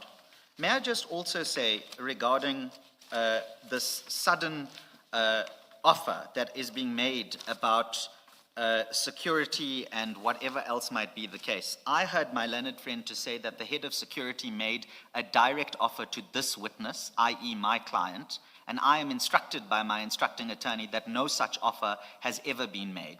And therefore, the further submission that that offer was rejected also falls to the wayside, because you can't reject something that you haven't actually received. But let's just assume it was made. Why did we have to bring an application and have to come to fight a full in-camera hearing when that is a practical offer that the Commission could have made earlier? And so my learned friend says, rather conveniently, we're not here in adversarial proceedings, we're here in an inquisitorial context, but she then tenders at the last moment, literally in her answer in the in-camera application, something that could have remedied my client's prejudice, which has never been tendered before and has never meaningfully been engaged. Why is it that we are subject to this kind of treatment in this particular context? Regarding the other points that I need to make, that's 2 of the 14, by the way. Yes, the bundle is coming. The bundle was meant to be served 2 business days after the witness statement was filed. That was filed on the 4th of March at 9 o'clock. I'm instructed that it's almost 20 to 3, 2 business days later, and we still haven't received the bundle. So I must raise that in the context of the ongoing prejudice that my client faces at the hands of the Commission's, and I say this with, in a slightly guarded manner, heavy-handedness in how they have treated my client. So regarding also the throwaway remark that my client is seeking to be privileged as a witness is utterly unacceptable with all due respect. He's not asking for any privilege. He's asking for a procedural determination by the Commission of the rights that the Commission's own rules give him. And to present it as being a privilege actually suggests that the Commission characterizes my client's application as seeking something to which he is not entitled. And that's not correct, because what he is asking from the Commission is something that the Commission's own rules entitle him to. Regarding some of the authorities that my learned friend cited, may I just make 3 brief points about that? The first one is that I sent my learned friend my list of authorities earlier. I asked her to do the same. She didn't, but it's fine. Point number 2 is that those authorities, with all due respect, are irrelevant to the issue at hand. Those speak about the important public function that a commission is supposed to play. That's trite. It's common cause between the parties. The question we have to ask ourselves is whether or not that, as the default principle and the baseline, can be derogated from, having regard to the 6 authorities that I cited, which said that openness is not by default, it's not absolute, and that it can be derogated from in circumstances where, for example, there's a serious threat to security. And whilst I'm just complaining about this, let me also say that this was not the case put up in the answering affidavit, so this is the first time that we're hearing about that. But be that as it may, we're not in a strict court proceeding where affidavits need to be dealt with in that way, I suppose. Let me just also say that we have things that are thrown at us that we learn about for the first time regarding, apparently it was 12 witnesses or 8 other witnesses and all these other kinds of things and what they did or didn't do or whatever the case might be. This is knowledge that is squarely within the Commission's, and when I say the Commission, I mean the evidence leaders, the staff and the attorneys within their knowledge. And instead of then drawing us into a proceeding of this kind, this information could have been tendered to us well in advance and we could have had a reasonable engagement with each other. The only reason that we are here at the moment from the Commission is precisely because we are treated in the manner in which we are treated. Chair, I see I have 4 more minutes, which I will try to use to the best of my ability. And also, with all due respect, the fact that we are here now in the circumstances in which we are here now demonstrates not only the abusiveness that my client has been subjected to with respect, it's also that this whole exercise, by the time we're here, has been rendered futile because of the manner in which the proceeding has unfolded in front of the Commission. So even if the Commission was still minded to give my client some form of meaningful relief, regrettably, most of the relief that he could otherwise, or most of the relief that he could otherwise have been entitled to is now lost because of the way in which this in-camera application has unfolded in front of the Commission. And the point that needs to be repeated is that it's not the public nature of my client's exposure to public knowledge that gives rise to the in-camera. It's the existence, the factual existence of the threats and the timing of those threats and the way that they have arisen. And so in those circumstances, we would say that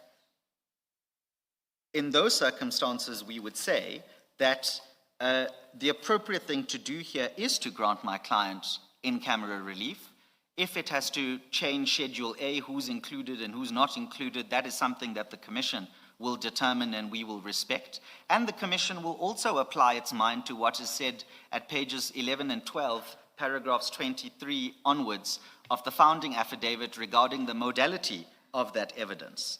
And may I just conclude then on this point in 2 minutes to spare, is that one of the letters that were placed in front of the Commission was an explicit request for confirmation that all of the correspondence in this matter, as well as all of the pleadings, had been promptly placed in front of the Commissioners because of the fact that we required a ruling before the 25th. And that was never responded to despite the request being made. And the reason I raised that is because that concretizes the prejudice that my client faces in circumstances where he engages the Commission evidence leaders and staff on one hand, and things don't necessarily go through to the Commissioners in the way that we don't know whether it does or it doesn't, and then he's caught with the consequences arising from the way in which the Commission's evidence leaders and staff choose to handle requests made of them, including requests where matters are asked to be raised with the Commissioners on an expedited and time-sensitive timeline. And so, quite frankly, having regard to all of that, and the fact that factually at the end of the day, everyone accepts that these are credible threats, and that they do exist as a matter of fact and as a matter of the record, we would pray for the relief sought in the notice of motion, subject to those amendments that I have suggested are possible amendments like the one I discussed with Commissioner Khumalo. May I please take an instruction?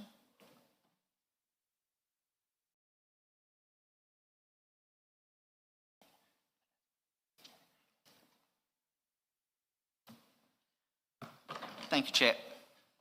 Mr. Premhid, I'm concerned that with the posture, and I'm concerned because I'm not aware of the facts. I don't see the facts, maybe let me say it. I don't see the facts on which you base the kind of contentions or statements that you're making. You have this consistent complaint that your client is being treated exceptionally badly. He's being victimized, high-handedness. In fact, if one went through your client's affidavit, there's really quite a number of concerning statements. You know, in your supplementary affidavit 932, you speak about brinksmanship. In 934, you speak about a fishing expedition that the Commission wanted his statement as part of a fishing expedition. But over and above that, there's this hyped up criticism of how he's being dealt with. You haven't placed to us, before us, facts that support those kind of strong statements. And I think there is a responsibility, especially for, at least as far as I'm concerned, there is a responsibility for legal practitioners to advise their clients when a statement is required by the Commission, because our rules say so, because the chairperson directs statements must be filed. I think I think you'll agree with me that legal representatives have a responsibility to say to the client, you can't call it a fishing expedition. Statements must be filed, right? We do have that responsibility. Absolutely. And here there's this gratuitous statements about how badly he's been treated, including on something like this. It's not backed up by anything in the conduct of the Commission. You know, the chair earlier dealt with you, spoke to you about some of the language and gratuitous statements that are made, but in fact, there's quite a number of them here. I'm concerned that your client is on a path that seeks to publicly create the impression that this Commission has got something against him. And there's no basis, absolutely no basis. And I want you to deal with just one example. Your attorneys wrote a letter requiring a response and rulings by a certain date. They had unilaterally fixed dates. And there was no justification in that letter why the Commission must make rulings by a certain date. We're just told, just give us rulings by this date. You're complaining about the response that you got. We didn't give you the ruling on the date that your attorney demanded it, because that's what it was. You're complaining about that as if it was there for your client to take. It was for the attorney to write, and the Commission must give a ruling on the 25th, and if we don't give a ruling on the date that has been dictated by your attorney, we are treating your client unfairly. Something that I can answer directly to without having to file an affidavit is the demand to place it before the commission, that letter that said, please place this before the commission. Commissioners, in fact, it happened. And your attorney got a response saying, we acknowledge receipt. It will be placed before the commissioners and they will deal with it in due course. There is that kind of response that was sent. And I say that because I know it happened. But that's not even the nub or the essence of what I'm speaking to. I'm speaking to this tone, this consistent tone since morning, that your client is being treated unfairly. You haven't suggested, or he hasn't suggested, why we would do that to him. He hasn't. He's just been happy to say, I'm being treated unfairly. There's this high-handedness. There isn't. He appeared here. He was told to file a statement by a certain date. He did not file by that date. Instead, he wrote a letter to say, well, give me directives. He doesn't file on that day. He's told you have to file. So I don't see any facts here. And it's important what you're saying because it carries. And it carries. This is a very public process. And it carries, and I think it should be called out. If your client has got facts, he must list them and let the reasonable person judge on that. But as matters stand, there's nothing of sorts. It's just gratuitous statements. What fishing expedition, what interest would the commission have, and why him, when all other witnesses, we've had many witnesses appearing. This is the first time that we have a witness who says, well, you want my statement as part of your fishing expedition. We've had in camera people applying. They have happily filed statements that set out why they should be heard in camera. This is the first time that we get a complaint that this is a fishing expedition. I'm really, and you can comment as you wish, but I'm really expressing a displeasure with the conduct of Mr. Carrim, but also because it's not substantiated by anything that he has put before us. You may comment if you want to. Thank you, Chair. Commissioner Baloyi, I'm now going to read from the correspondence because I don't know if the correspondence bundle has been placed in front of you in the way that we asked. But on the day that the application was launched on the 18th of February, this is what the attorneys say on the record with prejudice. But the postponement. What No. application? This is on the 18th of February when this application for in-camera is launched, Commissioner Baloyi. The attorneys say, as you would appreciate, due to the sensitivity and urgency of the matter, bearing in mind the date for the submission of our client's statement, in respect of his evidence, we request the aforementioned application to be urgently considered by the chairperson and such ruling is issued by or before the 25th. In that same letter, it says, in our respectful view, it can be decided without oral submissions on the basis of the application. Should the chairperson require submissions, we are amenable to do so at a time that is mutually suitable, taking into consideration the need for a ruling by or before the 25th. And you'll remember that is coupled with an application that seeks condonation for non-compliance, both in terms of the rules as it applies to the timing of the in-camera, but also explicitly says, I need a direction in respect of the filing of the statement so I know what my position is come the filing deadline.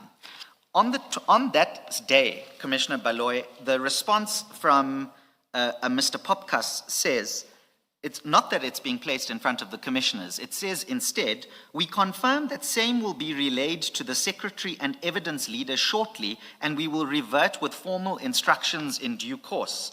And then 5 days lapse. And on the 23rd of February, a letter is written, and it's a 2-page letter, and I'm not going to read all of it. But what the attorneys say is, kindly advise whether the application has been served and further when we can expect a response. In the event the application has not been served, what are the reasons?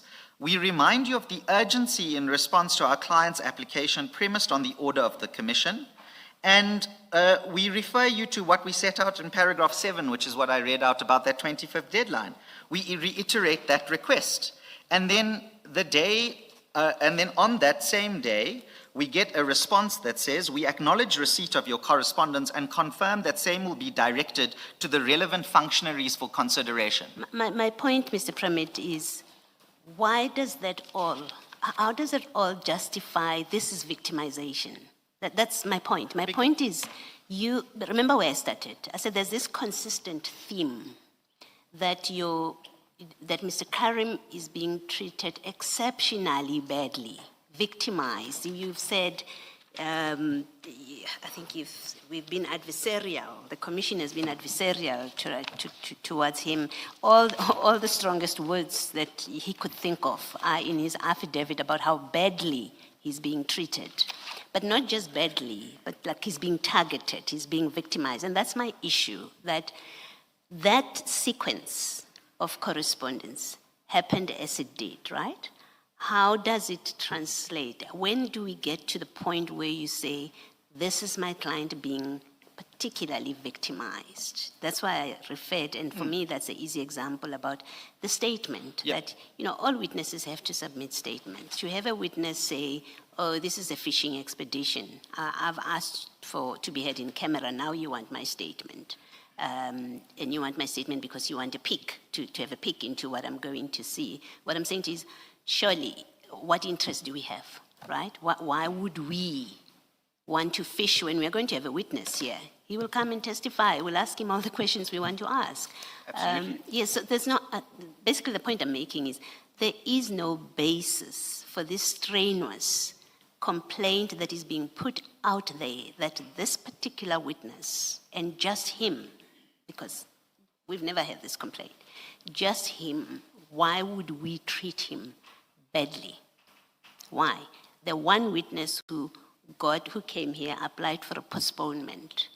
On the basis I don't have documents, I have people who are, my lawyers are not going to be available, actually got a very generous postponement, right? To go get ready, have your lawyers available. That you don't, as you say, context. That context you don't speak to, but you nitpicking on matters of engagement with the evidence leaders, with the attorneys, and you elevate it, or I accept you're a creature of instructions, and so it's not your personal positions that you're putting forward. But why he would be targeted by the commission? What's there to gain for the commission? And I think those are critical questions that should be asked before he puts stuff like this on, in the public domain. Thank you, Chair. Through you, Chair. When I was engaging with the Chair in the morning about the other instances of prejudice claimed by my client, that was a cumulative assessment of not only this chain of correspondence, but other instances where the Commission has conducted itself in a way that reasonably leads my client to believe that he is being treated in the way that he is. I understand what Commissioner Baloy is saying to me, that in Commissioner Baloy's view, there is no basis upon which to make such a statement, and that the stridency of the statements is a concern for Commissioner Baloy, but more broadly than that, that it's a concern insofar as the integrity of this commission as it may be viewed in the public.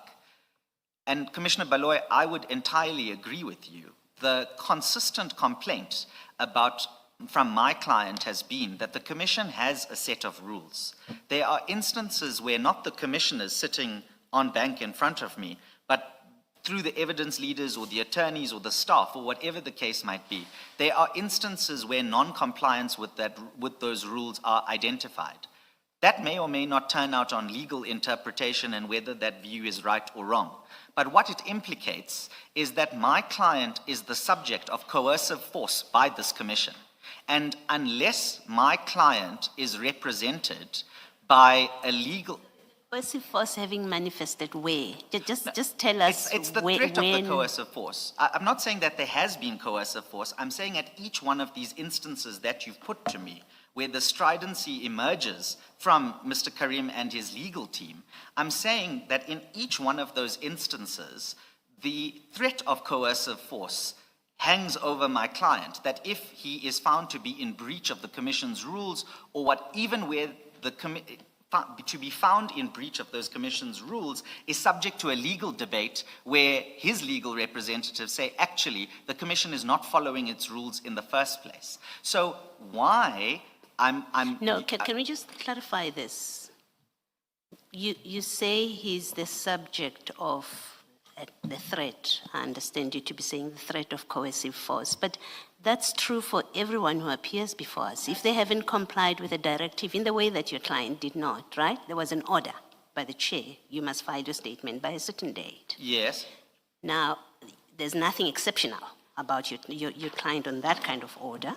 And when he doesn't comply with it, to say that you will be subjected to the powers that we have, that you will be held in contempt of the commission because you haven't complied with a ruling, a lawful ruling of the chairperson, there's absolutely nothing wrong with that, and there's nothing to complain about. No, he may justify himself and say, I didn't comply because I was waiting.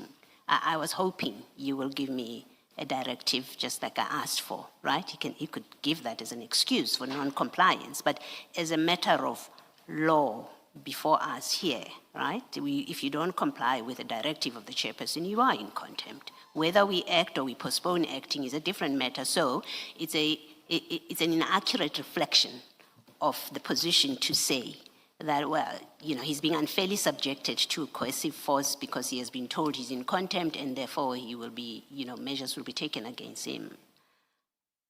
Sorry, I don't understand that complaint. No, that's not the complaint, because we're not complaining about the trite proposition that the commission has the power to use coercive force in instances of non-compliance. What we're overlooking, with all due respect, Commissioner Baloy, in the way in which you've put that limited factual scenario to me, is that there was an application as an intervening fact to say, please define. That application did not displace, there was never a suggestion from the commission, Mr. Premhid, that because there's a pending application, you don't have to file. And the commission doesn't get dictated upon by a witness who decides, I do have a ruling. I have a clear ruling to file by a certain date, but you know what? I'm not going to file. I'm writing a letter to say, give me directives. I have a pending application, therefore I'm not filing. That's a binding on the commission. He was given a clear directive and he was in contempt of the directive. Simple. But with all due respect, Commissioner Baloy, the ruling was asked for before the statement was due. And that's why we can't simply ignore the factual intervention of the application. If the application was dismissed by the 25th, then he would have had to file on the 27th. We can't deal with the hypothetical of non-compliance without factoring in the fact that the witness himself came to the commission and said, I know what my obligation is, but here's a related issue I need you to decide upon before my statement is due to help me clarify what my obligations are. The problem isn't that before, that he determined, he determined for us, before I file my statement, give me a directive. And then when he doesn't get that directive, he chooses not to file his statement. That is where the problem is. And I'm not sure why we're having this argument, when in fact the reality, the factual reality is there was a directive. It had a fixed date for compliance. He did not comply. He has an explanation. And that's my complaint, if it's a complaint at all, for lack of a better word, is that he superimposed before the statement was due, between the date of the directive and before the statement was due, he then superimposes something. He says, give me a directive, and then he goes and make a decision, I'm not filing, because they didn't give me the directive on that day. And the simple point I'm making to you, and that I didn't expect would be such an issue of contention, is that he wasn't entitled to do that. He did it anyway, but he wasn't entitled to sit back because he doesn't have the directive that is asked for and that he has put us on terms, by the way. He puts us on terms to give him a directive by a certain date. When we don't give him that directive by that date, the simple point I'm making is he wasn't entitled not to file his statement in accordance with the directive. And when he is told that you did wrong by not filing by that date, it's not open to him to say, I'm being victimized. That's the simple point I'm making. It's not open to him to say that. Unless perhaps I'm wrong on some legal basis, it seems to me like somebody that were to act as if there is an interdict in place when in fact there is none. Mr. Chair, may I say something on this? Not in the middle of Mr. Premhid's argument. Sorry. I thought you... No, the Yes, commissioners Mr. are very Premhid, active on a Friday afternoon. I'm not done. Please respond to Commissioner I hear Baloy's exactly question. what Commissioner Baloy says. I think where Commissioner Baloy and I depart company is let's use a high court type of scenario. A high court gives an order that is going to, compliance with which is going to have to occur by the 27th of February. Let's use our exact dates. And before the 27th of February, an application is placed before the High Court that says, I need you to determine an issue, whether rightfully or wrongfully, whether imposed unilaterally, whether placed on terms. The fact of the matter is an application is launched before the compliance date to say in the High Court, determine the terms of my compliance, because I'm concerned if I comply in the way I'm currently expected to comply, that's going to cause me some or other prejudice or harm or whatever the case might be. I think where Commissioner Baloy and I part ways is that, on my understanding, given that it wasn't just a letter, it was also an application for formal relief under the Commission's rules with a prayer for condonation with the associated timeline, that demonstrates an absence of willfulness for the purposes of the so-called non-compliance, because there's a legal issue that is sought to be determined before that compliance and or non-compliance can arise. But I've heard what Commissioner Baloy has said, and Commissioner Baloy's view is that is not correct, and that notwithstanding your application, and please correct me if I'm wrong, you actually should have complied, and that your failure to comply is what has caused the concern for the Commission. I hear that, and I accept the remarks made by Commissioner Baloy. Obviously I do, but I would say that the fullness of the answer that I can give is that he didn't sit back and simply not comply. He came to the very body that will determine the consequences of his compliance or non-compliance on the 27th and said, please give me a directive on this particular issue that is materially connected to that compliance which I know I have to comply with. If that was the wrong approach, that is the wrong approach, and we have to take the proverbial beating that we receive for that. But as long as it is on record that my client didn't just simply write a letter or sit back or sat on his hands, but that he engaged a formal procedural process to help him clarify the terms of his compliance in respect of that particular date, then that's as far as I can take it. But I take that, Commissioner Baloy, and may I also say on the record that this is now the third instance that the Commission has raised languaging and stridency in the conduct of the legal team, in the conduct of Mr. Carrim's legal team. As Mr. Carrim's leading counsel, I will take responsibility for that, and I again apologize to the Commission for those terms, but I hope the Commission will understand that the obligation on us, as Mr. Carrim's legal representatives, in circumstances where he could be the subject of coercive force, is to represent him to the best of our ability with no regard to personal consequence, fear, or favor.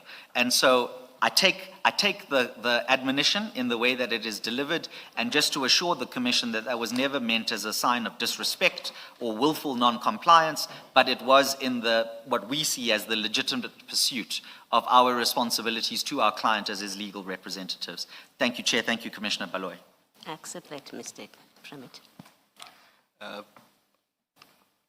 Mr. Premhid, this is directed to your client and other witnesses that are still to come, and this is very important because officers of this commission don't get to speak for themselves, and allegations are made in the papers that affect the officers of this commission. I just want to place it on record that the rules of this commission require that they take the oath of secrecy to preserve confidentiality of any document that comes to this commission. And Regulation 12 says if they breach some of those regulations, it is an offense. So all of them take that obligation very seriously. And we as commissioners, we administer that oath. And we make it clear to them that, these are your obligations. Everything that comes here is to be treated as confidential. I just needed you to know that, and any other witness that comes after your client, they know that, so that allegations should not be made that if officers of this commission come across statements or documents, they won't treat them with confidentiality. I think it's very important that that is made clear because that was the fear as I understood it, and it is put on affidavit. They don't get to speak for themselves. But we know the regulations. As I said, some of these documents are on the website. So can we just understand that so that going forward, you know that that is the position. It is not directed just to your client, but anybody that comes after your client. Of which I assume there's going to be many. But I hope they don't repeat what was said this morning. Commissioner Khumalo, may I say I accept that. And indeed, had the confirmatory statement of what you just put to me, which we received in the directive on the 3rd of March, in paragraph 7, be said on the 18th of February, then that might have changed our position being in front of you. But I've heard what you've said, and I'm sure all the television cameras have flighted that as well. Thank you, Commissioner. If they repeat it, I'm going to blame you. Wouldn't be the first time, Commissioner Khumalo. You wanted to say, or should I quickly raise my issues and then you come thereafter? You want to come in now? Chair, it is related to the issue of... I just hope it won't result in an unending ping pong. No, Chair, I'm sure you will ensure that it doesn't. Yes. It really is to say two things. The first is that the effect of bringing the application on the 18th of February was not to suspend the ruling of the 27th of Feb. And so I hear my learned friend saying... I think that was the first, or after my preliminary point, I think that was one of the very first issues I raised. I think Commissioner Baloyi as well has touched on it. I think the point has been made in that regard. I won't say anything further on it, except it was important from our perspective as the evidence leaders, because there are allegations that are being made about the evidence leaders in this. And so it doesn't suspend the ruling. It was important from the point of view of the evidence leaders and the way in which they handled that application going forward. But the second thing was that my learned friend said that the statement was materially connected to the application.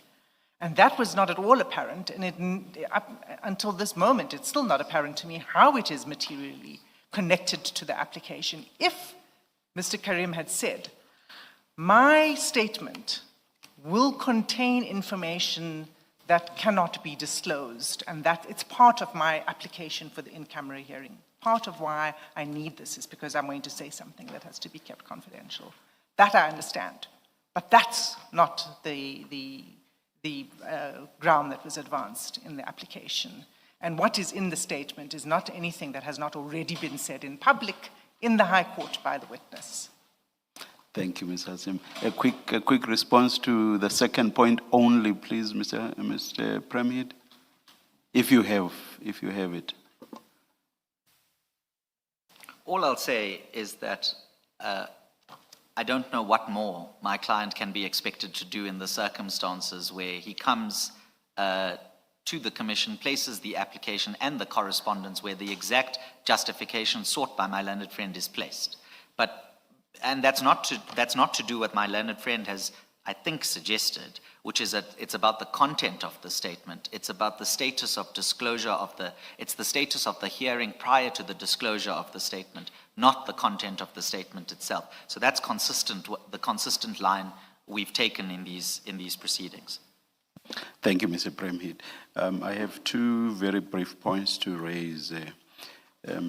There's the issue of the offer of protection. There's a dispute as to whether the offer was made previously. I will leave that and proceed to what the attitude is now, because Ms. Hassim has said the offer is being extended even as we speak. Is there a response? If not, will a response be given to the evidence leaders as soon as possible in this regard? Chair, may I say that we have to take an instruction and we'll give a response, but I must just say this. Yes. My client is scheduled to come before this commission within 48 hours. My learned friend was talking about things like threats assessments and all these other kinds of investigations that need to happen. So I mean, practically speaking, even if he wants to accept that, I don't know to what extent all of the necessary processes are completed within the 48 hours that he has available. But we'll take an instruction and we'll come back to you on that. Thank you, Chair. Thank you, thank you. Then there's also the issue of the supplementary bundle. This morning I understood you to accept that that's due today and that you will accept it when it's furnished today. But when you were arguing this afternoon, I understood you to be saying it was due at a specific time this morning and that by now it's late already. I just want to understand what exactly you are saying in this regard. What's the point of substance being made in this regard? Are you saying it's late and therefore your client will be prejudiced if your client gets it later than whatever the morning time was? Yes. And the reason for that is that we were under a time pressure to file by a particular time. That was specified in the directive handed down as 9 o'clock. 2 days later, business days later, 9 o'clock, the statement, the supplementary bundle has not been given. We are now here on the Friday afternoon at 3:15. I'm instructed it's still not been given. What were the exact terms of for the filing of that? You'll remember that comes from the original order you Yes, gave but in the context what were the exact terms? Within 48 hours of the receipt of the statement. And so now I'm saying 48 hours has actually lapsed. And I'm not just complaining that 48 hours has lapsed. What that has an impact on is from Friday 9 o'clock until my client has to appear in front of you on Monday at 9 o'clock or whatever the actual time is, the absence of the bundle since this morning is now eating into our... What time was it this morning? 9. 9. That we had to deliver the statement yet. We had No, the bundle, the supplementary bundle. We would have anticipated it 2 days later, meaning 9 o'clock today in the morning. 9 today. Yeah. And at 9:30 you were here. Yeah, and it hasn't come. And would you have used it meaningfully, or is this a technical point? No, we would have. As you might notice, one of my team is not here today because he's off sick. But he would have been the one to take up. He was off sick and not present because he has a contagious illness, which means he should be isolating. But he would have been in the position to already start looking at that bundle, engaging our client, and so on. And so that's just the reality of where we are placed. But Mr. Premhid, this point about the exact hour was not made this morning. This morning you seem to accept that this bundle is to be given to us today. And it was already past 9 o'clock, and you did not suggest that you are late because you did not give this to me at 9 o'clock. It seems to me that this is an about 10, and I'm not taking kindly to that at all. No, I accept what you say to me, Chair, and I'll say that it's not an about turn, because when We were given a short... It is. If after 9:30, when argument commenced, if after 9:30 you said the supplementary bundle is due today, and you said it in a context that was receptive to the idea of that being given to you later than the start time of the argument, all of a sudden now you are insisting on 9, and you are already past 9 when you made this point. That is why I'm saying this is an about 10. If you want to, we can actually listen exactly to what you said. And I think I'm correct on this. No, I don't think that's necessary. And I hear what you say to me, Chair, but all I'll say is that even if 9 o'clock wasn't the fixed time, or alternatively, my failure to mention the 9 o'clock issue when I addressed you earlier now causes the effect that it didn't have to be given at 9 o'clock. The point that I would make simply is that it's now Friday afternoon, or almost 4 o'clock. Do you remember as you were arguing, I think I even asked Ms. Hassim, will this supplementary bundle be served today? And you said yes. And Mr. Premhid, you never said, but that will be late already. You never said so. Chair, may I? Yes. Yes. Because what is happening here is important. It's again the applicant creating rules and demands. No, please respond when Mr. Premhid is done. Let's just continue with the debate with Mr. Premhid. It's on the same point, Chair, but okay. No, so that you don't, it doesn't become a dialogue between you. I never know when Mr. Premhid's done or not. Yeah, no, you're still arguing. I hope you follow what I'm saying, Mr. Premhid.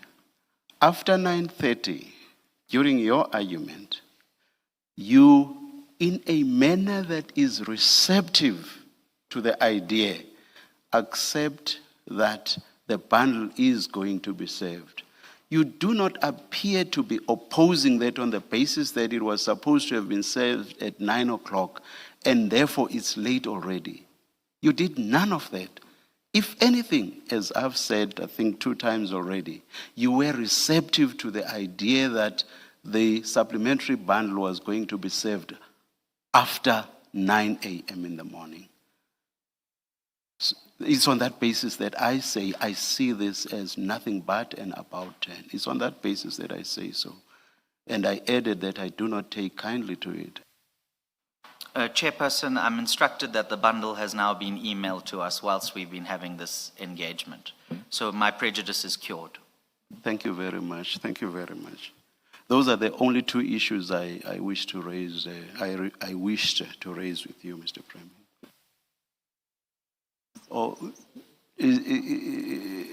I don't want it to get to the ping pong that I said I do not want it to become. No. This issue has been resolved now, Ms. Hassim. Chair, can I just put one point of clarity? There was never any agreement that it would be filed by 9 o'clock this morning. No, I understand that perfectly, but I understand the point to arise from a mathematical calculation of, but I understand the point to arise from a mathematical calculation of 48 hours, not that there was any agreement. But I'm saying what I said despite the mathematical calculation because I just find it very strange. Yeah. I appreciate that, Chair. My point is not about yours, it was about... No. Even the 48 hours was never... I guess I'm addressing yes. Mr. Carrim through you. Yes. It's merely to say that the 48 hours was never an agreement. The 48 hours comes from your ruling on the 6th of February relating to a different set of documents. All right. No, thank you. Thank you, Chair. Thank you, Council. Thank you all, to all of you.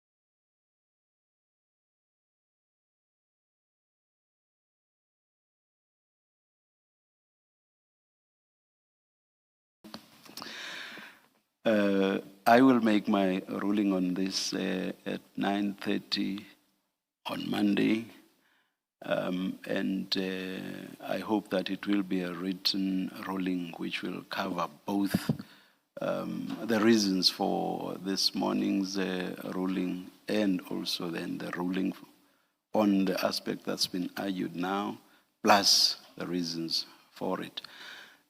We earlier touched on the possibility of the filing of a supplementary affidavit on the issues that I engaged Mr. Premhid on.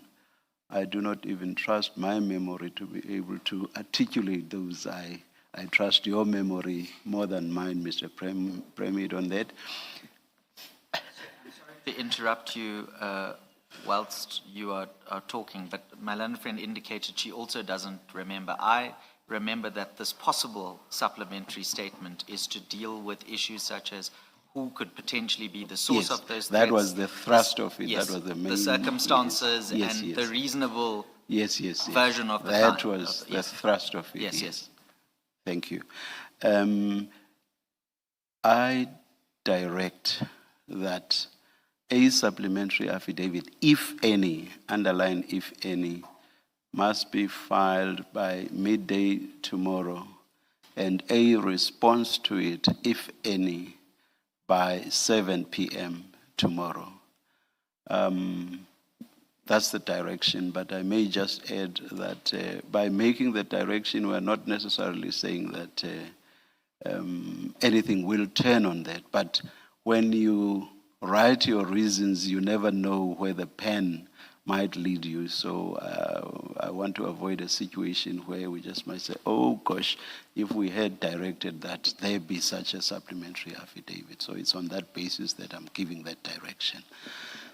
Let us adjourn and resume at 9:30 on Monday, and we will resume here. Perhaps let's see counsel outside regarding the practicalities and so on. Let's adjourn.